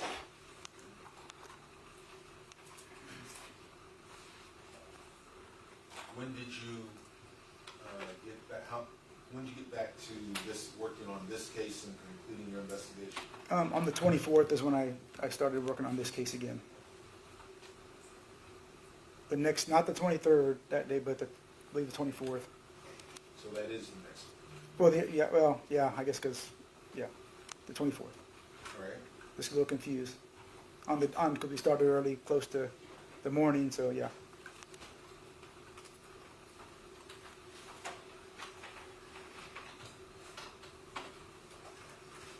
What other aspects, what other things did you do to conclude and complete your investigation? Just watching more body cam video from the other officers there. Has there been any evidence collected? Yes. What did you do with the evidence that was collected Are you talking about from that day or the one that was? throughout the Throughout. investigation? Yeah, we had I submitted stuff to ballistics, to test ballistics with the shell casings. Also, I think there was a round pulled from Miss Perez. Those were sent to the crime lab to see if we can match that with one of the firearms that what officer fired the weapon. And so I'd like to break those steps down. You said submitted stuff to ballistics. What type of stuff is submitted to ballistics? Yes, shell casings, the officer's weapons, any rounds that can be tested will be tested against the firearm, so that those were sent into the crime lab. So did you give those directives? Yes, sir. I submitted a request to the crime lab, and they tested those items. Did you do any follow-on investigation with any other witnesses? Yes, I did. I did go to the scene. I think I talked to one of the neighbors briefly. I met with Mr. Kenji Uno, who was the maintenance guy. Do you remember when you spoke with the maintenance guy? Was he the person in Sergeant Flores' video? Yes, sir. He's Mr. Kenji Uno. He was the person that was in there, and I think he had spoke with Salinas also, Jonathan Salinas. Did he provide you any additional evidence? He provided me with some photos, just told me kind of a background with Miss Perez. I think the photos he gave me maybe would show some prior incidents with her, with some damaged property. He told me about, I think there was a break-in or some damaged property to the office involving Miss Perez.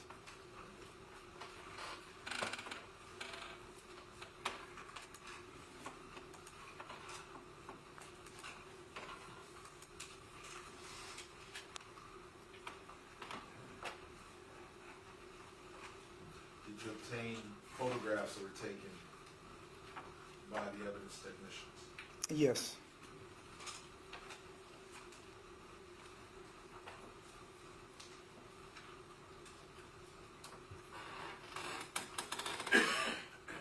Looking at, I'm asking you to examine page 50 of your report. Okay.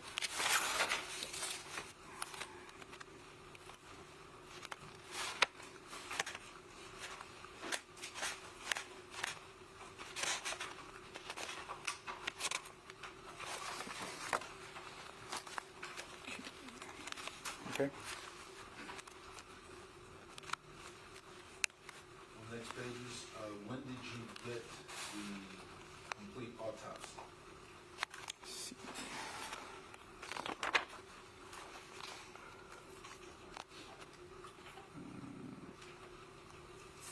The autopsy report, I'll check in my reports if I have it, but it was performed on Friday, June 23rd. Yeah. Did you have the final report on June 23rd? Not a final report, no, sir. So, Your Honor, just for the record, they're referring to State's Exhibit number 193. Is the cover sheet page 1 or is the prosecution guide page 1? Because I don't see the count being correct. They're going to be referred to page number.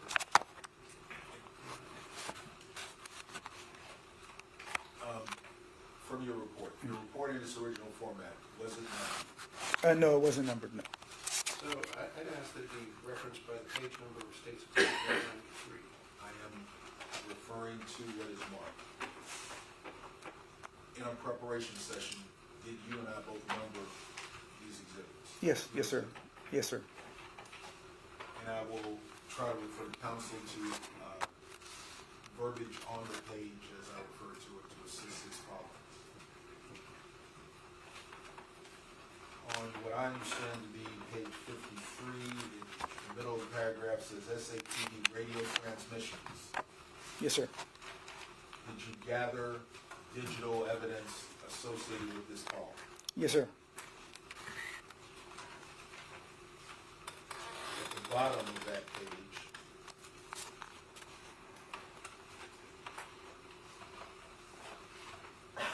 starting with Officer Rojas, what do all of those entries reflect?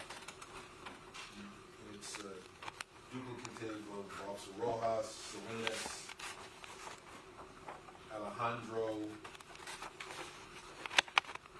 Villalobos, Flores. All of those entries and timestamps, what does all of that entail? Constitutes about 8 or 9 pages. Yeah, these are just, I watched their body cam footage from the beginning, and I'm just detailing things that I thought were important and things that happened during the incident, leading up to the incident. Right. And then finally, I understand it should be page 62, the title of the summary of investigation.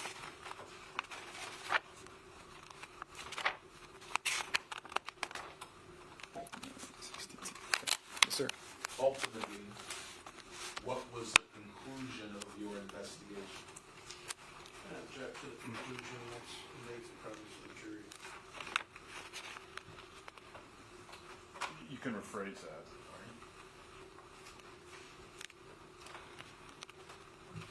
After you conclude your investigation,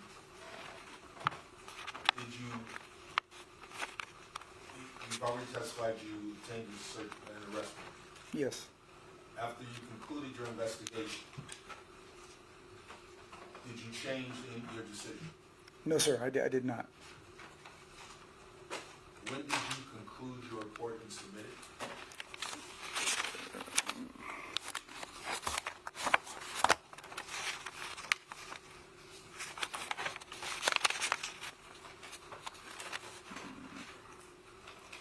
Looks like Friday, September 21st was my last entry, so somewhere around that time.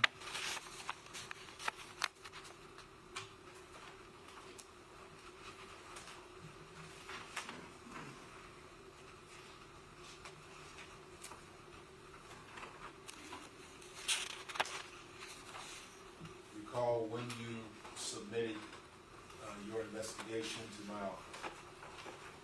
When I submitted to your office. What was that date?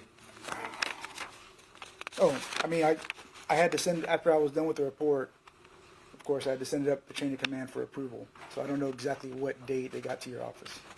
What and when was it approved? It's not, I don't have it on this one, but it's probably on the other copy you guys have with the chain of command. I don't have that copy. From your knowledge, did you get approved by the chain? Yes, sir, it did. Yes, sir.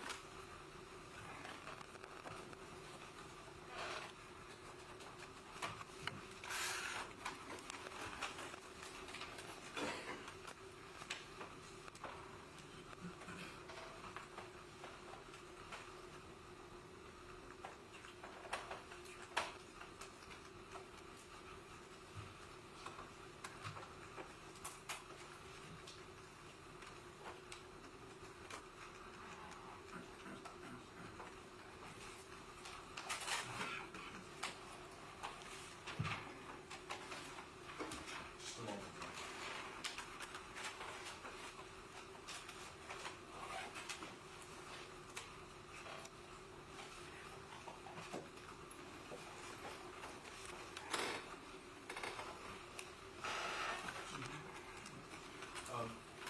To get in to the, what time did you enter the crime scene on June 21st? I'm estimating a little after 3 o'clock sometime.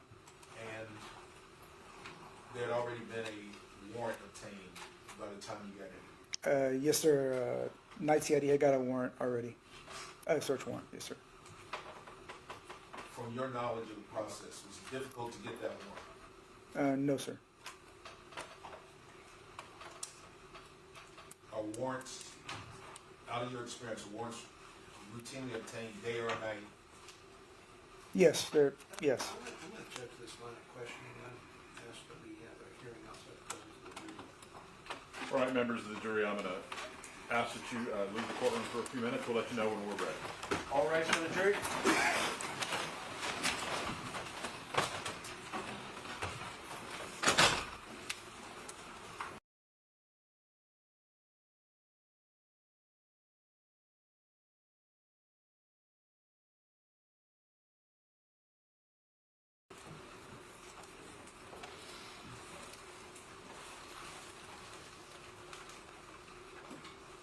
Please be seated.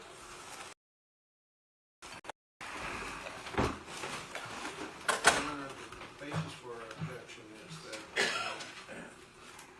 he asked, is it easy to get a warrant, and can you get them at any time of the day or night? I think that they're getting into dangerous territory where they're opening the door to the introduction of the magistrate's ruling, and since the state has persisted in ignoring the court's admonitions, I ask that the order and rulings that we asked to be taken, that the court take judicial notice, be noticed at this time, introduced into evidence and published to the jury. And in the alternative, a mistrial.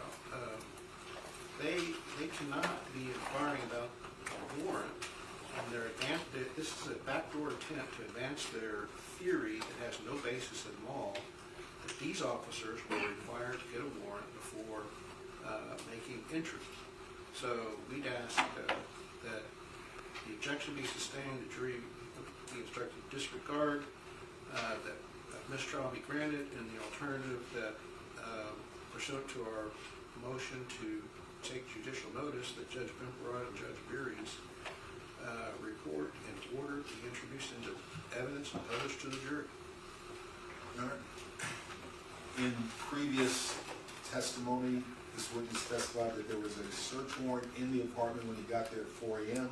The defense has already marked the search warrant prior. I am simply inquiring. It was obtained at 4 a.m.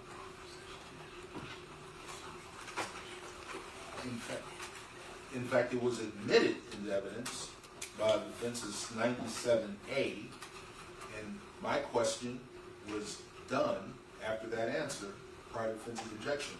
We are not doing the things accused of the defense. I'm simply closing out what has been before the jury about what he did to get in there, the apartment, to start his investigation.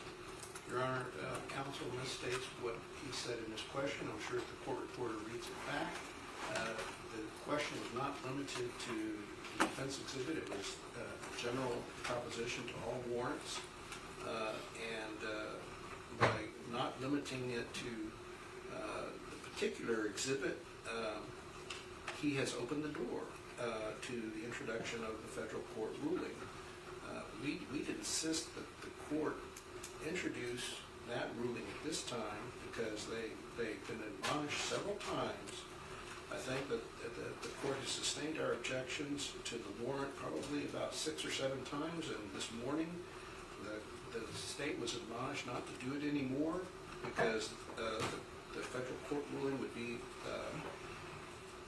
would be subject to being introduced, and we're asking that it be introduced at this time because they opened the door one too many times. And Your Honor, if I could just make clarity for the record, the reason that search warrant was introduced, it wasn't for the truth of the matter asserted. It was to go to meet the door that they opened, claiming that this was a burglary. And we were showing that the search warrant that was obtained was for aggravated assault on a peace officer. That was the sole reason, and that's the reason that the court allowed it in. We were just going to meet a theory, the theory that they put forward.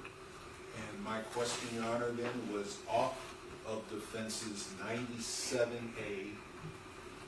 Was that an easy process to do? Was all I asked. He got it at 4 in the morning before he got there. I have not mentioned what they're accusing me of. I'm following up on the exhibit. They admitted, not for the truth of the matter asserted, but evidence is that is the basis upon which the evidence text and the detective got into the apartment, which began his investigation. That was the only thing I asked. They've never mentioned Defense Exhibit 97 in the question, and to suggest now is an attempt to remedy what they have misstepped into. It has been marked and referred to before the jury, and that is all I asked the detective. Is the state suggesting that they, in their question, specifically and explicitly referenced Defense Exhibit 97? I don't think so. I said the search warrant, which is what I led at the beginning of the direct. Was there one when he went into the apartment? When I started direct with him yesterday. And that is all I referred to. Your Honor, if I may just respond. The warrants, can you get them day or night? Is it an easy thing to do? The only relevance those questions have is to try to get into that area. And as I talked about with the court from the beginning, having us had this experience before, I knew that we were going to get to the point in the trial that it would be clear that they did not need a warrant to go in. And I think everybody in the courtroom that's not the state right now knows that, including the witness. But the jury doesn't. And so my concern is that we all know that there was an exigency. It's clear that there was an exigency. It's clear that these officers, by the time that they were there, they're responding to a serious felony where she has tried to kill a police officer and has injured the police officer.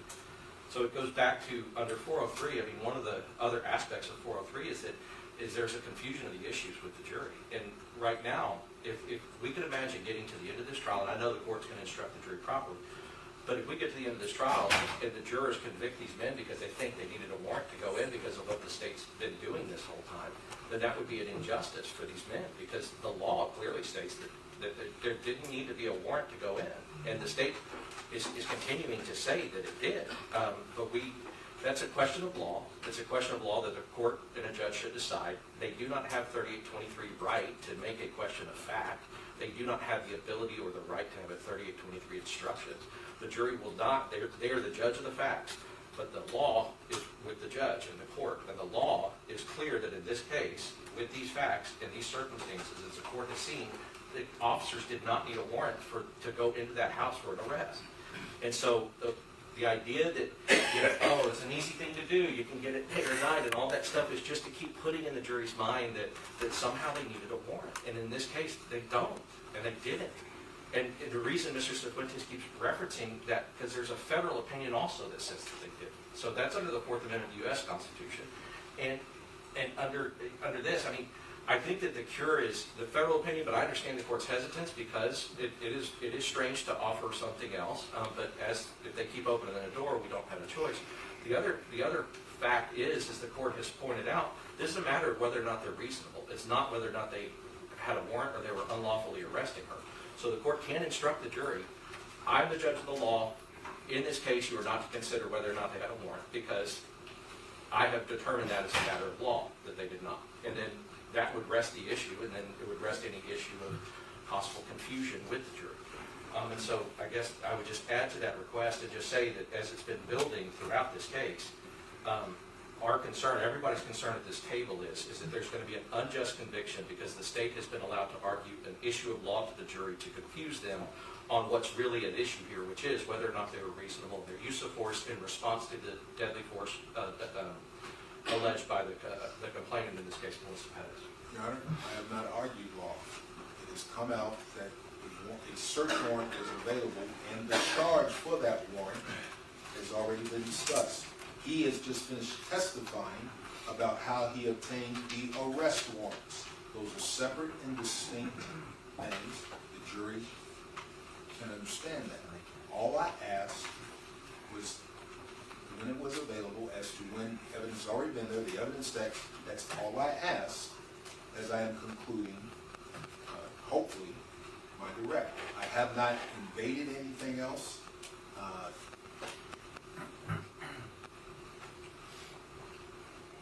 So that is where I was standing. We have not, again, we are referencing what's been admitted, not for the truth of the matter asserted, but the fact that it exists.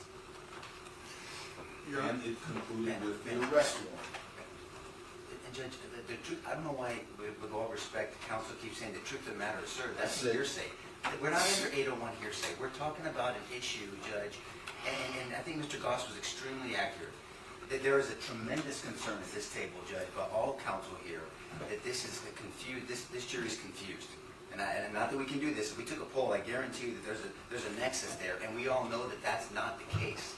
And so I'm going to just urge respectfully, Judge, to cure this problem, because we have all put a lot of time into this. There's been a lot of resources, and we want this jury to make a decision. We want justice to this jury to make a decision. Is for you to make a ruling of law. I mean, they're acting as if this is a quasi-motion to suppress for the state.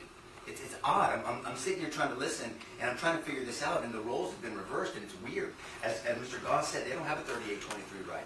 And so they're making this argument that you have instructed them, Judge, multiple times, and I'm trying to be very calm here, and they continue to push the issue, whether it's just gently, overtly, passively. These questions are completely irrelevant. There's no purpose for asking these questions. This witness knows that they had a right to be here. He knows, we all know, the court knows that they had exigency. There was an aggravated assault, multiple of them, against police officers. They didn't need a warrant. So to even infer a warrant, they know exactly what they're doing. And so if we can respectfully request, Judge, for you to make a ruling of law to clear this up so we can get back to the business of finding justice for these three men behind us. That would be our request, Judge. Judge, they can say they're not arguing the law, and that's a disingenuous argument. What the court has explicitly said is do not discuss warrant, do not discuss 941, do not discuss Castle Doctrine, do not discuss a lot of things. It's kind of like Marlin and Nemo telling Nemo, don't touch the boat. And what do? They touch the boat in disregard of the court's directive. The only remedy at this point in time is to introduce the federal court ruling, because they continue to defy this court's instruction, don't touch the boat, and they keep on touching the boat. And the only way to remedy that situation is to introduce the federal opinion. And we ask that the federal opinion be introduced, that the jury be instructed to disregard. And, they are the ones who, through misconduct, have triggered the need for us to introduce that opinion. And the court should require that to be a stipulation, actually. Kevin O'Connell dealt with this situation once before when the state failed to cure a witness's untruthful testimony and required the state to read a stipulation that the witness was untruthful, because they were essentially, we were, as the defense, waiving a constitutional right, and required the state to cure that, or otherwise face the state bar by not correcting a false impression of fact. So we're asking that this court cure their continued violation of court order by introducing that federal court opinion so it can cure the problem. And I believe Mr. Del Prado has, And then you can get the last word, Dave. I just want to say, Judge, he did ask that question for a particular reason, and that is after the court has ruled, I don't know how many times, that they can't get into it. The reason, logically, if you look at this completely logically, the only reason for him to ask that question is it easy to get a warrant any time, night or day, and for the detective to means, well, these men didn't do that, therefore this was an illegal arrest and they acted illegally. Otherwise, there's no relevance to the question. The question was asked purposely. I think after the number of times the court has warned the state, the question was asked potentially in bad faith, but there was a particular reason for him to ask that question.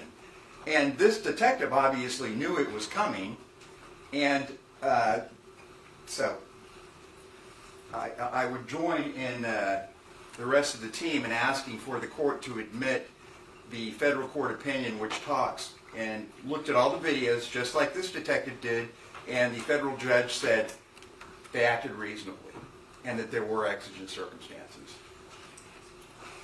Your Honor, any confusion caused to the jury is a product of the defense offering the search warrant themselves. They did that. We didn't offer that. They did that. It's a product of the defense offering rules of procedure, General Manual 501, that has in there this definition of exigent circumstances. They offered that. We did not. The court, in its proposed jury charge, included that provision of 1405, giving direction to the lawyers about what the court was going to instruct the jury.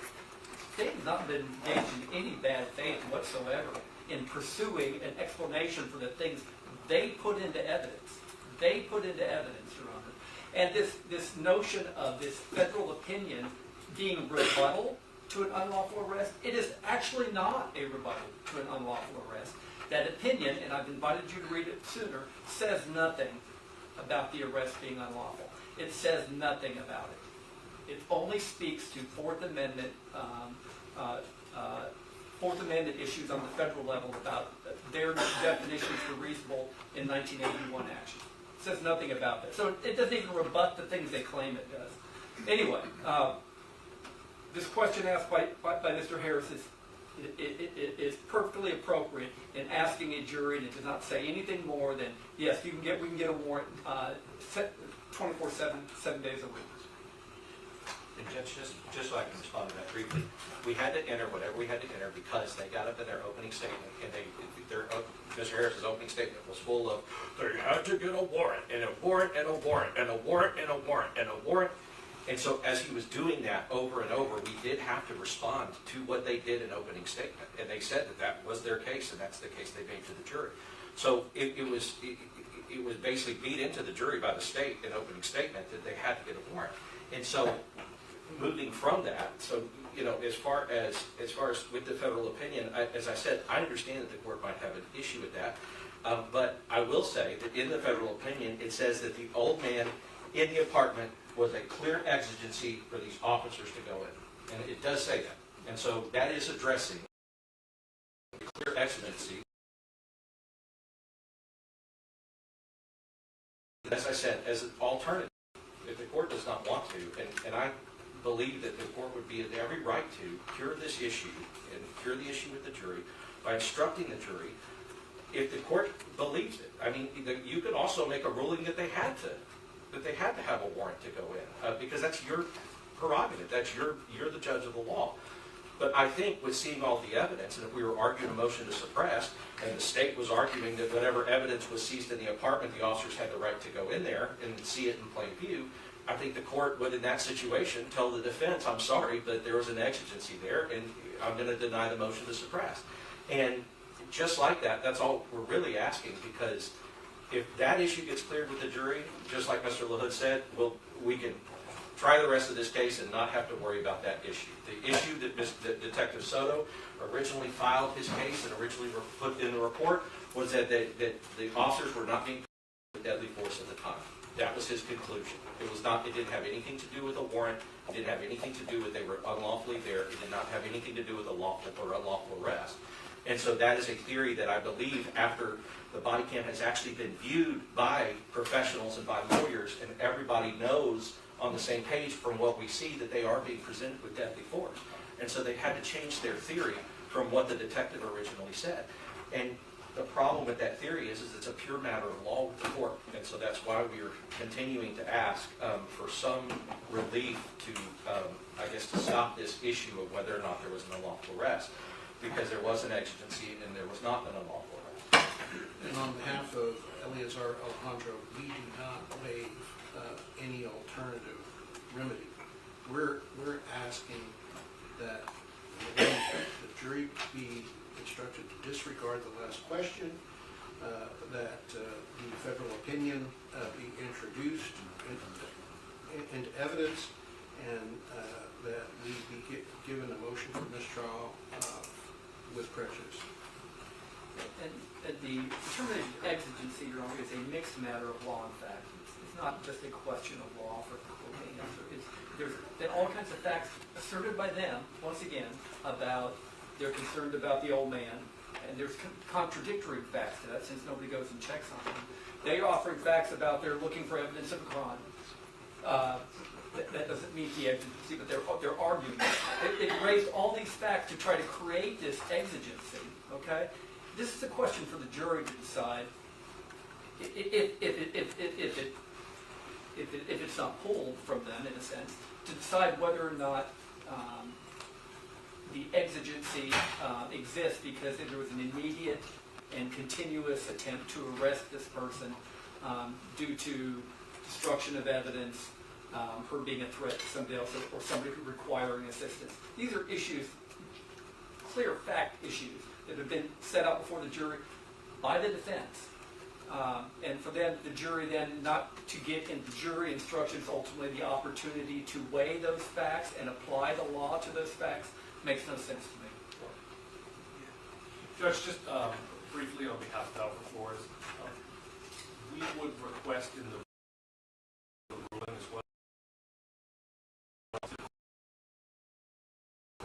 Our requested relief is that finding of law by the court.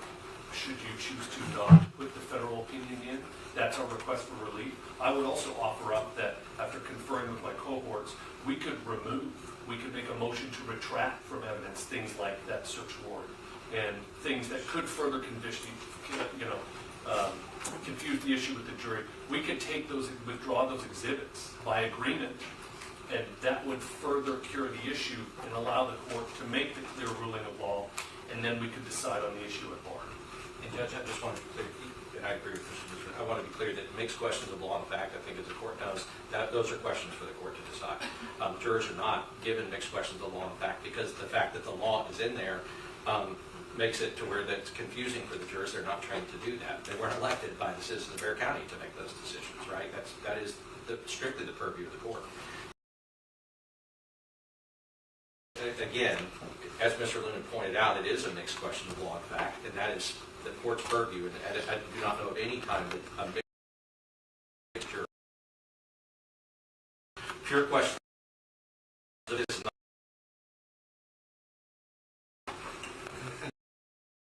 For Eleazar Alejandro, that we're requesting that the jury be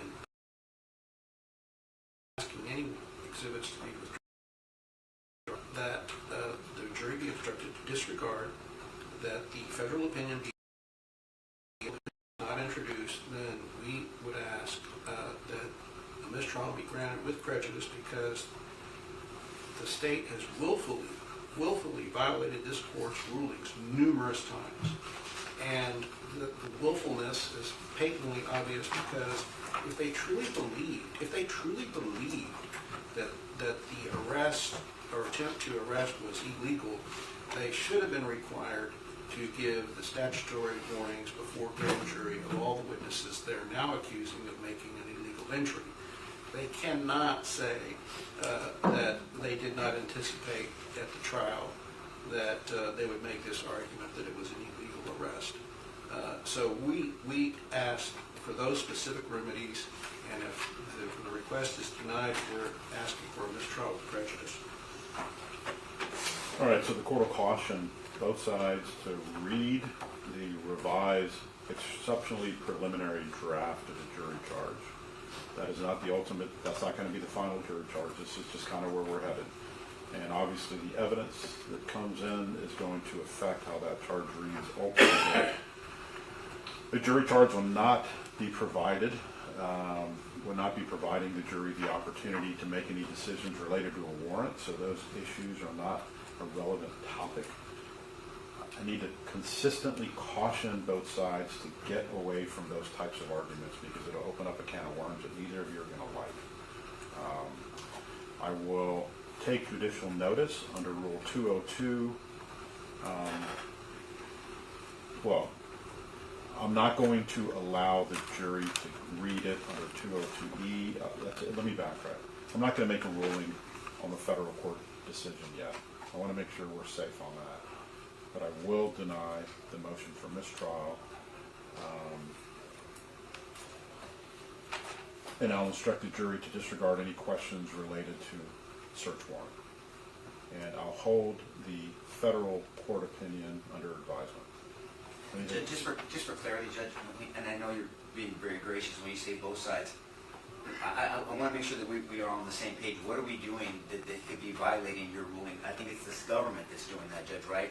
And we're having to respond to it, and our response is going outside the jury's presence, approaching, having these hearings, Judge. So our remedy is for you to make a ruling, but I want to make sure that we understand your guidance, Judge, so we don't... Is there something that we're doing that is getting close to that line? Because I need clarity for myself so we can advise each other. Because I think it's the government that's violating your rules and your rulings, not us. Am I correct by seeing it that way? When we get to different issues, we can definitely talk about it. This particular issue right now related to the warrant is related to no questions asked whether or not they should have gotten a warrant. Correct. Thank you, Judge. And Judge, just for clarity, when you're talking with the jury, because he didn't ask, take out the exhibit and say, this search warrant, he just said warrants. Period. Arrest or search warrant. Yes. Thank you, Judge. Make sure I write that down. Anything else? Okay. Do we need to take a super quick break? Yes. Now, before we go off the record, and this is a question for the defense, and this is what I'm grappling with when it relates to this federal court warrant. With the federal court opinion. Is there authority that I could take judicial notice of that federal opinion?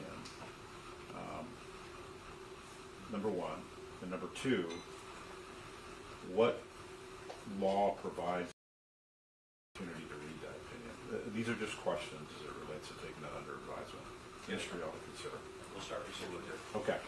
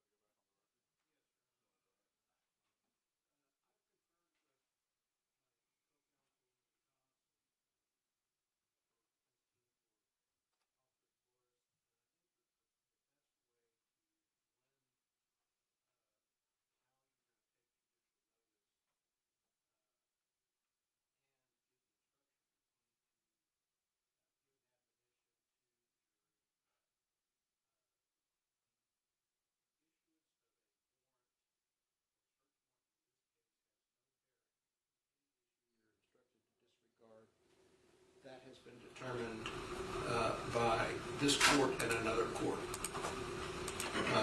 And I think that the Bemperod opinion and report and Berry's report analyzed the requirement to get a warrant under the Fourth Amendment, because the Fourth Amendment was whether there was an unlawful search and seizure, and the court basically said that there was no requirement to get a warrant. So I think that you could incorporate instruction to do that, and also incorporate taking judicial notice of the federal opinion, given an appropriate instruction, and I would hope that Mr. Goss and Mr. Nisbet would agree. I would say that would be an outrageous misstatement of the law in that ruling.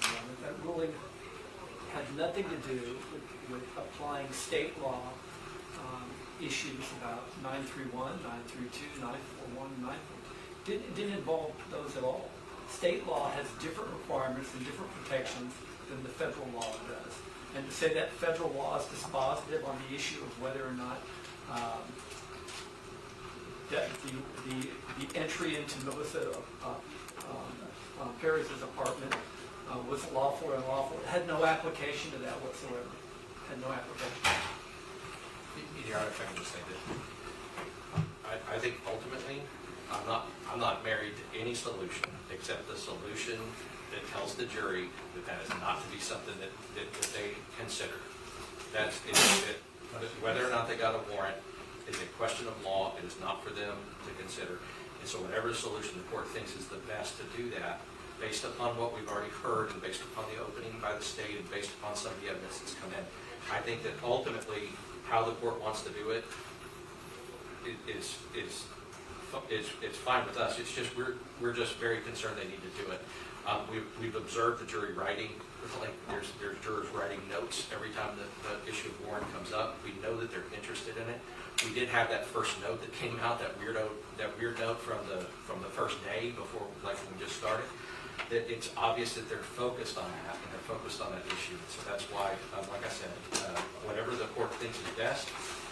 If Mr. Cifuentes' solution is best for the court, we agree with that, but we do think that there has to be something at some point in this trial that takes that issue out, and we have all agreed that we are not broaching that issue at all with our cross-examination and any of our presentation going forward.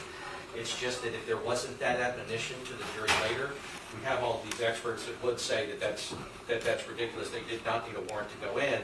And I wouldn't want us not to be able to say that if the court wasn't going to instruct the jury that that's not an issue, because then all of a sudden our experts, we've been denied, they're denied the ability for the experts to rebut the state's repeated assertions that there needed to be a warrant or that this was an unlawful arrest. And so that's more, I guess, when we come to our case in chief, and we would like to just address that with the court in a hearing and have everything heard, because we would not go into it. If the court instructed the jury that, we would not go into it with these experts. But if the court didn't and we didn't know, then we would be in a situation where we would need to rebut what they've already said and what's already gone in front of them. So, thank you. All right. I'm going to read an admonishment to them. All rights for the jury?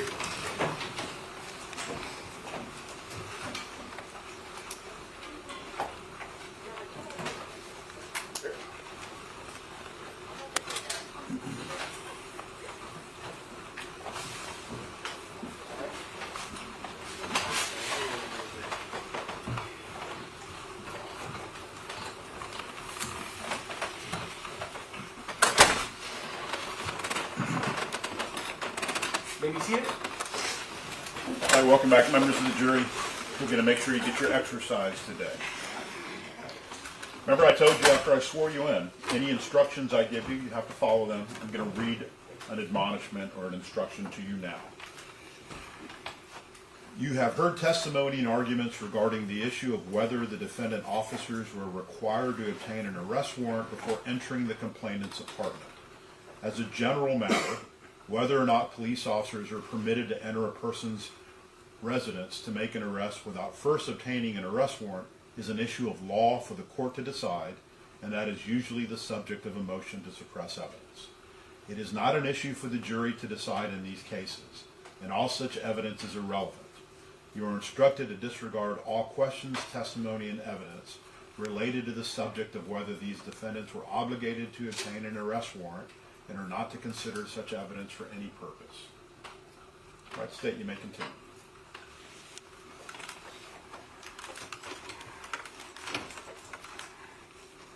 Is the Rosemont at Mills Apartments located here in Bear County? Yes, it is. Did each of the defendants shoot a firearm? Yes. Did they each shoot it at or in the direction of Melissa Perez? Yes, they did. Did that act by the defendant result in her death? Yes, it did. Objection to the statement is overbroad. I want him to be specific which defendant. You can rephrase. Did defendant Alfred Flores fire a weapon at Miss Melissa Perez, and did she die as a result? Yes.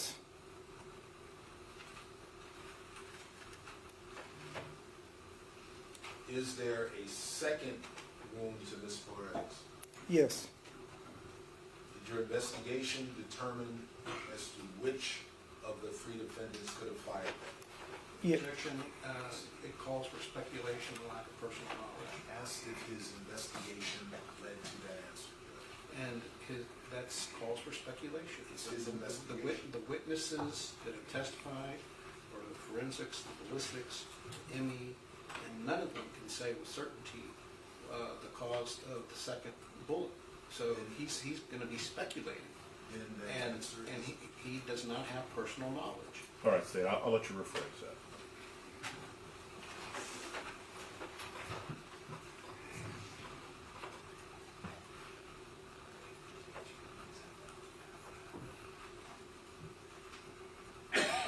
How many rounds were fired total?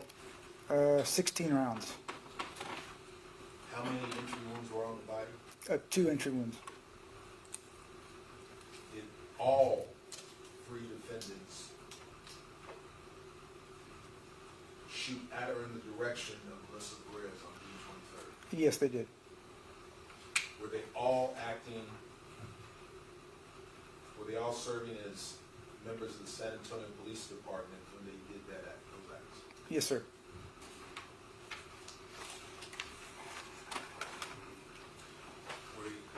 Were they operating in the course and scope of their duties as San Antonio police officers? Yes.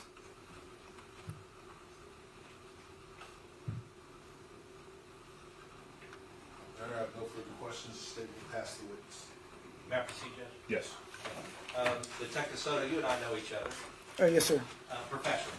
Yes, sir. And so you understand, you've been in this situation before, and in this chair and you in that one. Yes, sir.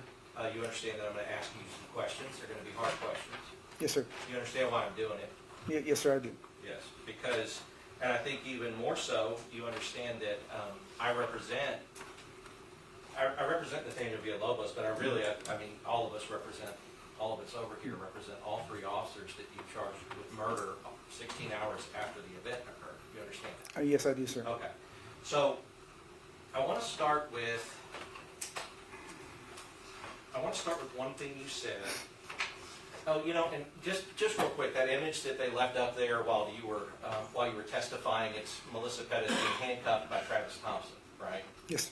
Now, it's an ugly picture because she's been shot and she's being handcuffed. Now, do you feel that Travis Thompson, was that a reasonable thing for him to do in that situation?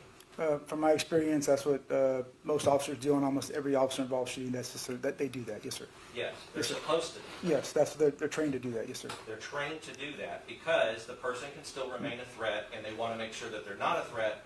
However, they also, as you saw, Nathaniel Villalobos, Travis Thompson, you saw other people running in to also give medical aid. Yes, sir, I did. Yes, sir. Right.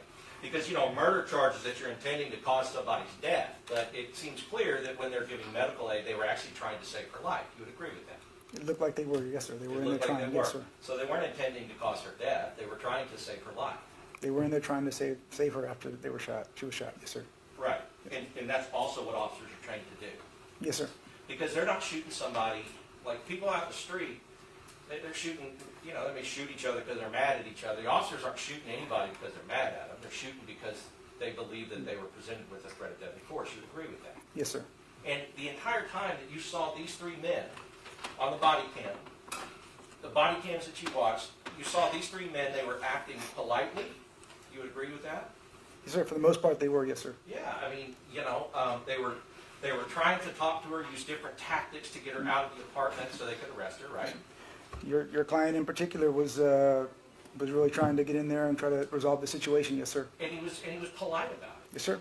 I agree. And he was using, the manners he was raised with, as well as the training that he had to try to present to her somebody who would listen politely, but also say, look, please don't make us go in there and have to use force, right? Yes, sir. He was begging her not to have to escalate this and use force on her, right? Yes, he was trying. Yes, sir. I agree. Okay.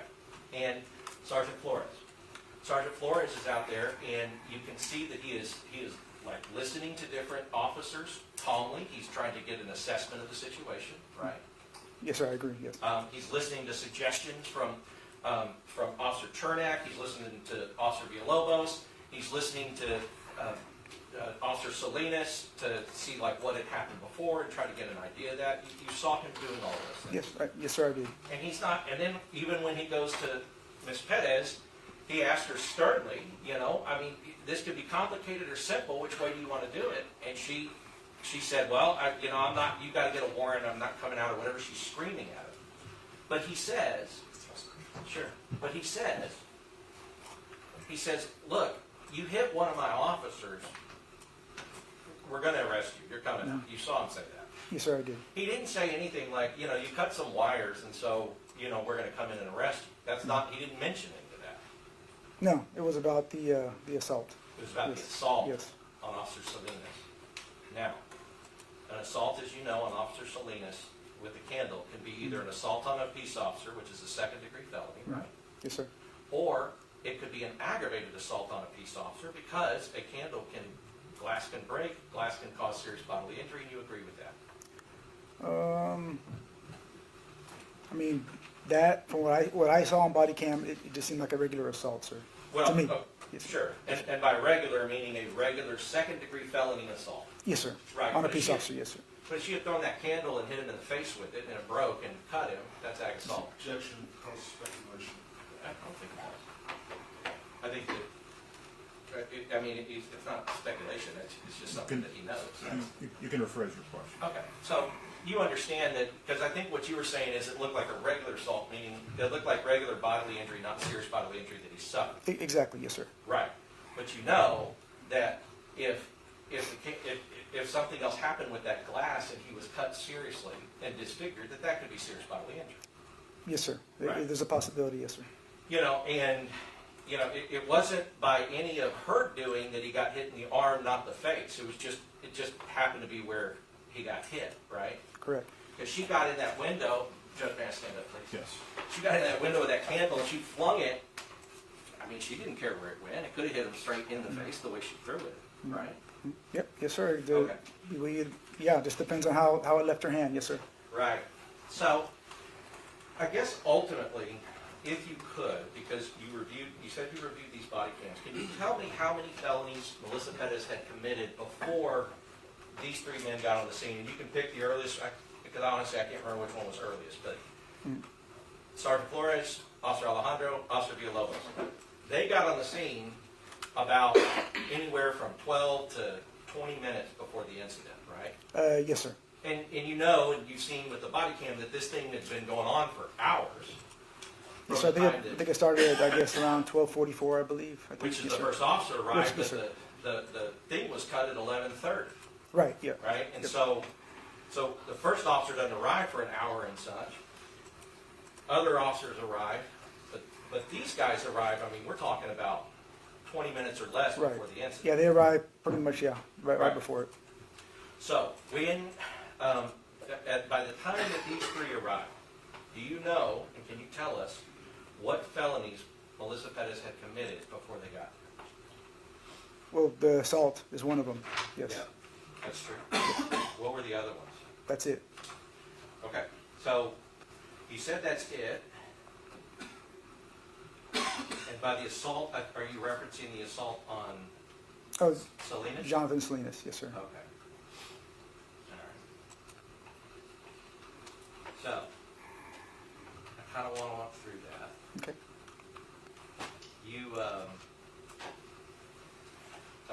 You saw, we saw on several different body cams, we saw that, I guess we saw Officer Villalobos, her come at him with the hammer. Correct, when he was at the window unlocking the door, yes, sir. Right. And so, now, and to be fair, that was after they got there, because Yeah, there. yes, sir, yeah. But you would agree that her coming after him with the hammer and trying to hit him with it is an aggravated assault on a public servant. It could be, depending on like how close they were, stuff like that. There's other factors you can take into, yes, sir. Yeah, but I mean, you know, aggravated assault on a public servant is using a deadly weapon and threatening force, or threatening to use a deadly weapon to Yes, hurt a and female. that's why like distance is important, stuff like that, yes, sir. Sure. And what they were showing on the body cam is that she came about that close to hitting him with the hammer. I don't believe she came that close. You're talking about with the Lobos? No, I don't think she came that close. No, sir. You may not think it, Yeah, but it's just my opinion, from what I saw, yeah. right. But what you saw was through a body cam, right? Yes, Okay. They had, may I stand up just a little bit? They had human beings that were looking at her Mhm. and looking at her with that hammer, and then Right. they looked at each other and said, "Ooh, hey, you're like that close to Right. hitting you with that hammer," right? So you would trust, you should trust your officers, the officers that were there, and what they saw about how close she was. I mean, right? you're hearing that, you officers, yeah, you take what officers tell you, yes, sir. Well, because, I mean, you know, because if it's happening like right after it happens, and the officers are turning to each other going, whoa, you know, and you saw them all react. Mhm. You know, Maria Salinas is drawing her firearm at the woman. Mm-hmm. You Yes, saw sir, that? no, I agree, yes. Right. And Maria Salinas, the reason she's drawing her firearm is because she's afraid for Officer Villalobos. She thinks that this woman is going to hit and hurt him, right? You would Yes, assume. yes, that's why she's pulling her gun, I assume. Right, and you saw that she kept her gun out. Yeah, she did, she kept it at side ready, yes, sir. She kept side ready, Yes. and the reason she kept it side ready is because even though she was back from that window, she was still nervous that woman was a threat to her or to one of the other officers. I can't speak to what she was feeling, but that's a probable assumption, yes, sir. And all I'm asking you, because I understand, I'm not asking you to get inside her Right. mind, but what I am asking you to do is talk about, you know, that a police officer, you know, threat, okay, threat, holster, Yes, sir, right? That's usually how that works. yes. Threat, holster. She said threat, and then she kept it side ready. And keeping it side ready is because she wanted to be able to draw that thing up as quick as possible. That's how you're trained, Yes, sir. right? And the reason that an officer would want to do that is because when they are looking at the person, even where Officer Maria Salinas was standing, she wanted to make sure because she thought that this woman was going to be a threat to her. Yes, That's sir. a Yes, sir. reasonable assumption. Yes, sir, it is reasonable, yes, sir. So what you're seeing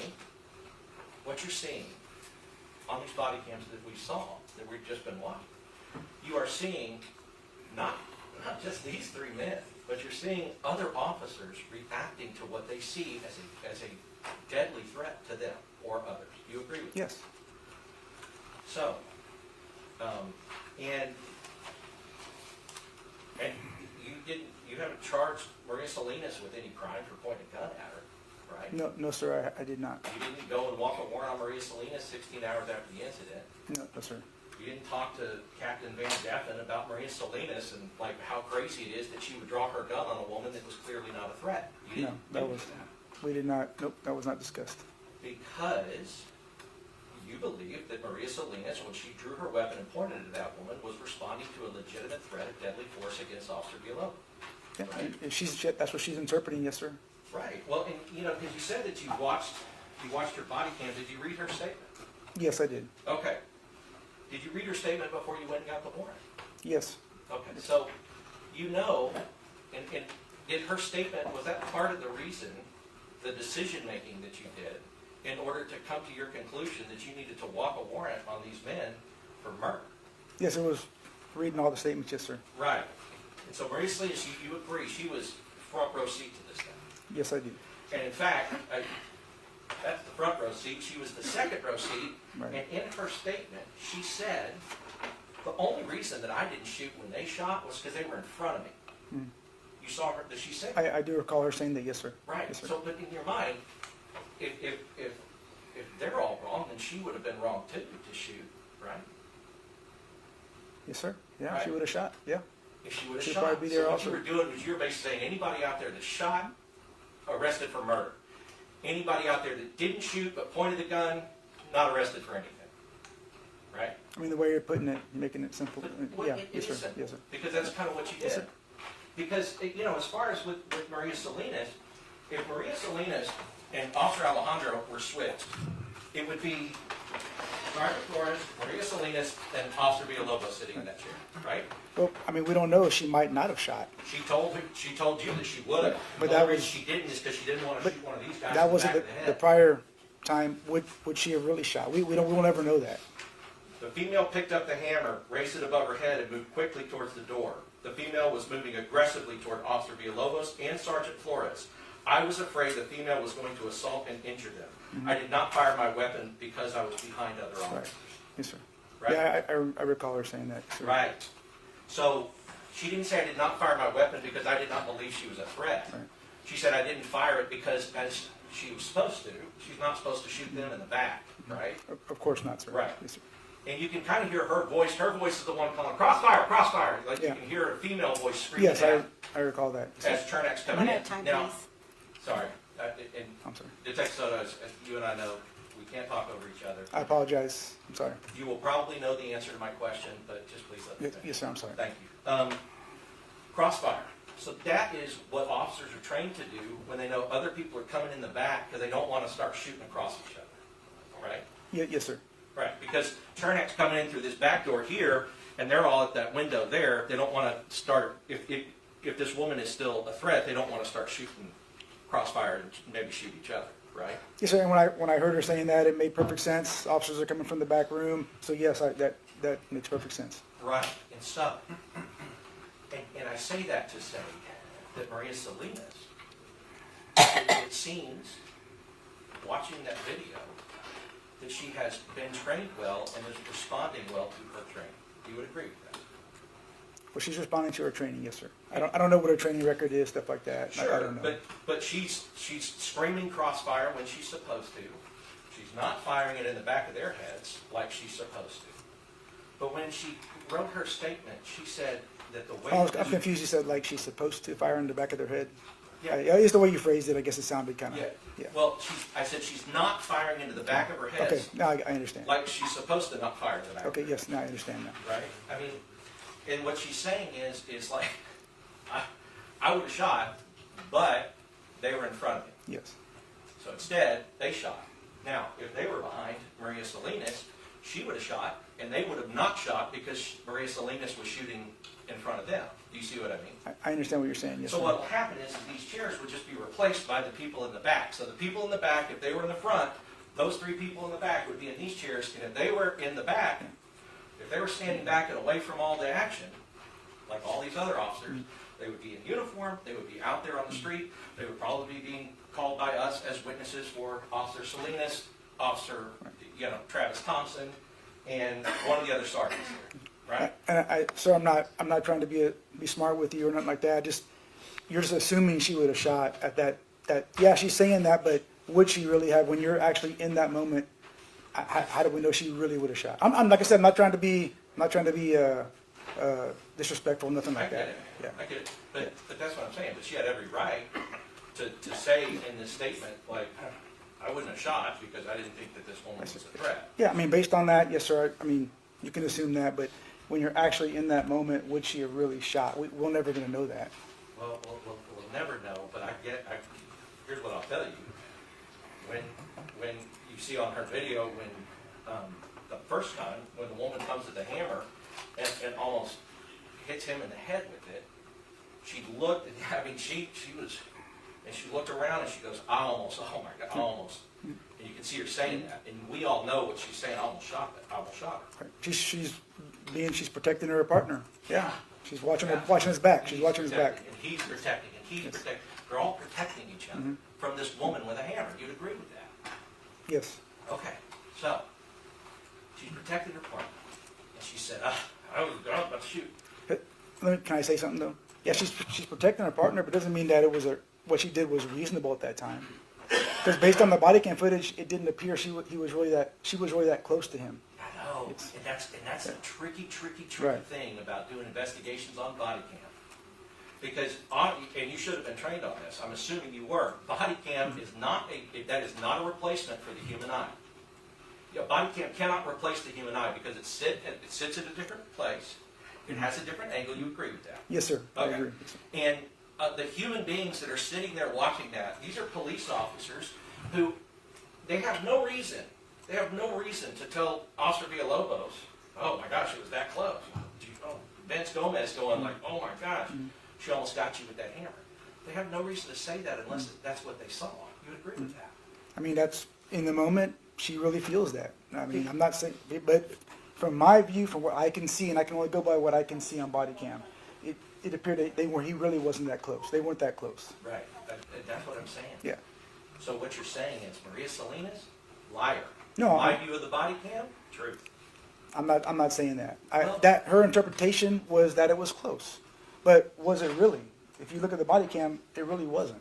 But that's all I'm saying. I'm not trying to be disrespectful, nothing like that, sir. Yeah, but I agree, but what you're saying is, when I look at it, an inferior thing to view, when I have an inferior medium through which to view this incident, I say that she's wrong and I'm right. But when she says, and Vince Gomez says, and they all are talking to each other going, oh my gosh, like, well, she almost hit you with that hammer. You're saying that, no, she didn't. I can only go by what I see on body cam, sir. But you can also go by what you hear on body Yes, I remember them saying that. Yes, sir. I remember Vince Gomez. I remember Maria Salinas. Yes, they. And you decided, forget what they said, I'm just going to go on what Detective Soto thinks is right based on the body. I didn't forget what they said. I'm looking at the evidence. I'm looking at everything. Okay, well, so if she almost hit Officer Villalobos with the hammer, and then you see Maria Salinas say, she's saying, I mean, she doesn't say it, but she's saying it, like, I almost shot her. But again, the reason she couldn't shoot her is because he had his head and his back in the window, and she didn't want to shoot him. Exactly, and that's understandable. Totally understandable. Right. So what's happening is that we have.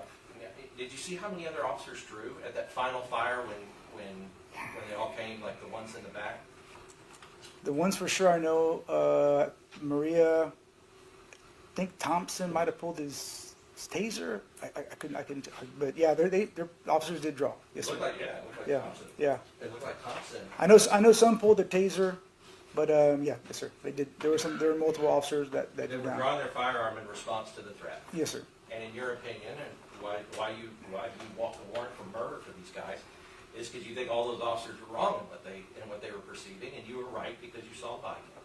That's what I based it on, watching the body cam. So that's all I had. And I listened. I watched I read the statements too, but I'm going by what I can see. Yes, sir. I know, but it's not all you had, because you actually had people that were there that are telling you that I was scared crapless, and I'm drawing my own firearm, and I would have shot, except I didn't want to shoot them. I mean, that has to go into your consideration, right? It's part of the consideration, yes, sir. Because then what you're saying is that all these officers, at the same second, made an unreasonable decision. All of them had this weird delusion that there was some threat that you didn't believe existed. I mean, that's what you're saying. If all of them are drawing and all of them are doing this, and some of them in the front are shooting because they're afraid, and the ones behind are not shooting, so not to shoot them, but they're all drawing that way, that tells you, a group of officers that large, if they're all drawing their weapons, are all responding to a threat simultaneously, right? Well, they're hearing the shots. From my experience, officers hear shots, they draw their gun. I mean, they're hearing the first 5 rounds go off, and yeah, I think a couple of them said in their statement that they believe that maybe even possibly Melissa had a firearm. That was in some of the statements. Yes, sir. You're right, because part of the training as well is that everyone is possibly armed, right? Mhm. I mean, it's how officers are trained. They don't know. Now, let's take the less lethal, because we talked about less lethal. The beanbag shotgun, right? Yes, sir. And just so I can, just so we know, like Sergeant Flores was out there, but how many other sergeants were out there? There were two other sergeants. I believe Sergeant Rivera was out there and Sergeant, can't think of his name right now. There was another sergeant. My mind's blank right now on who it was. But so there's I can three- look it up and tell you who it was real quick. Yeah, You want me to? Yeah. Go ahead. I got it. Well, let's just go ahead and take a break. Okay. That's Oh, fine. you want that? Yeah. Members of the jury, it's 12:25. I'll give you an hour break. Come back no later than 1:30. An hour and 5 minutes. Enjoy your lunch. All right, for the jury.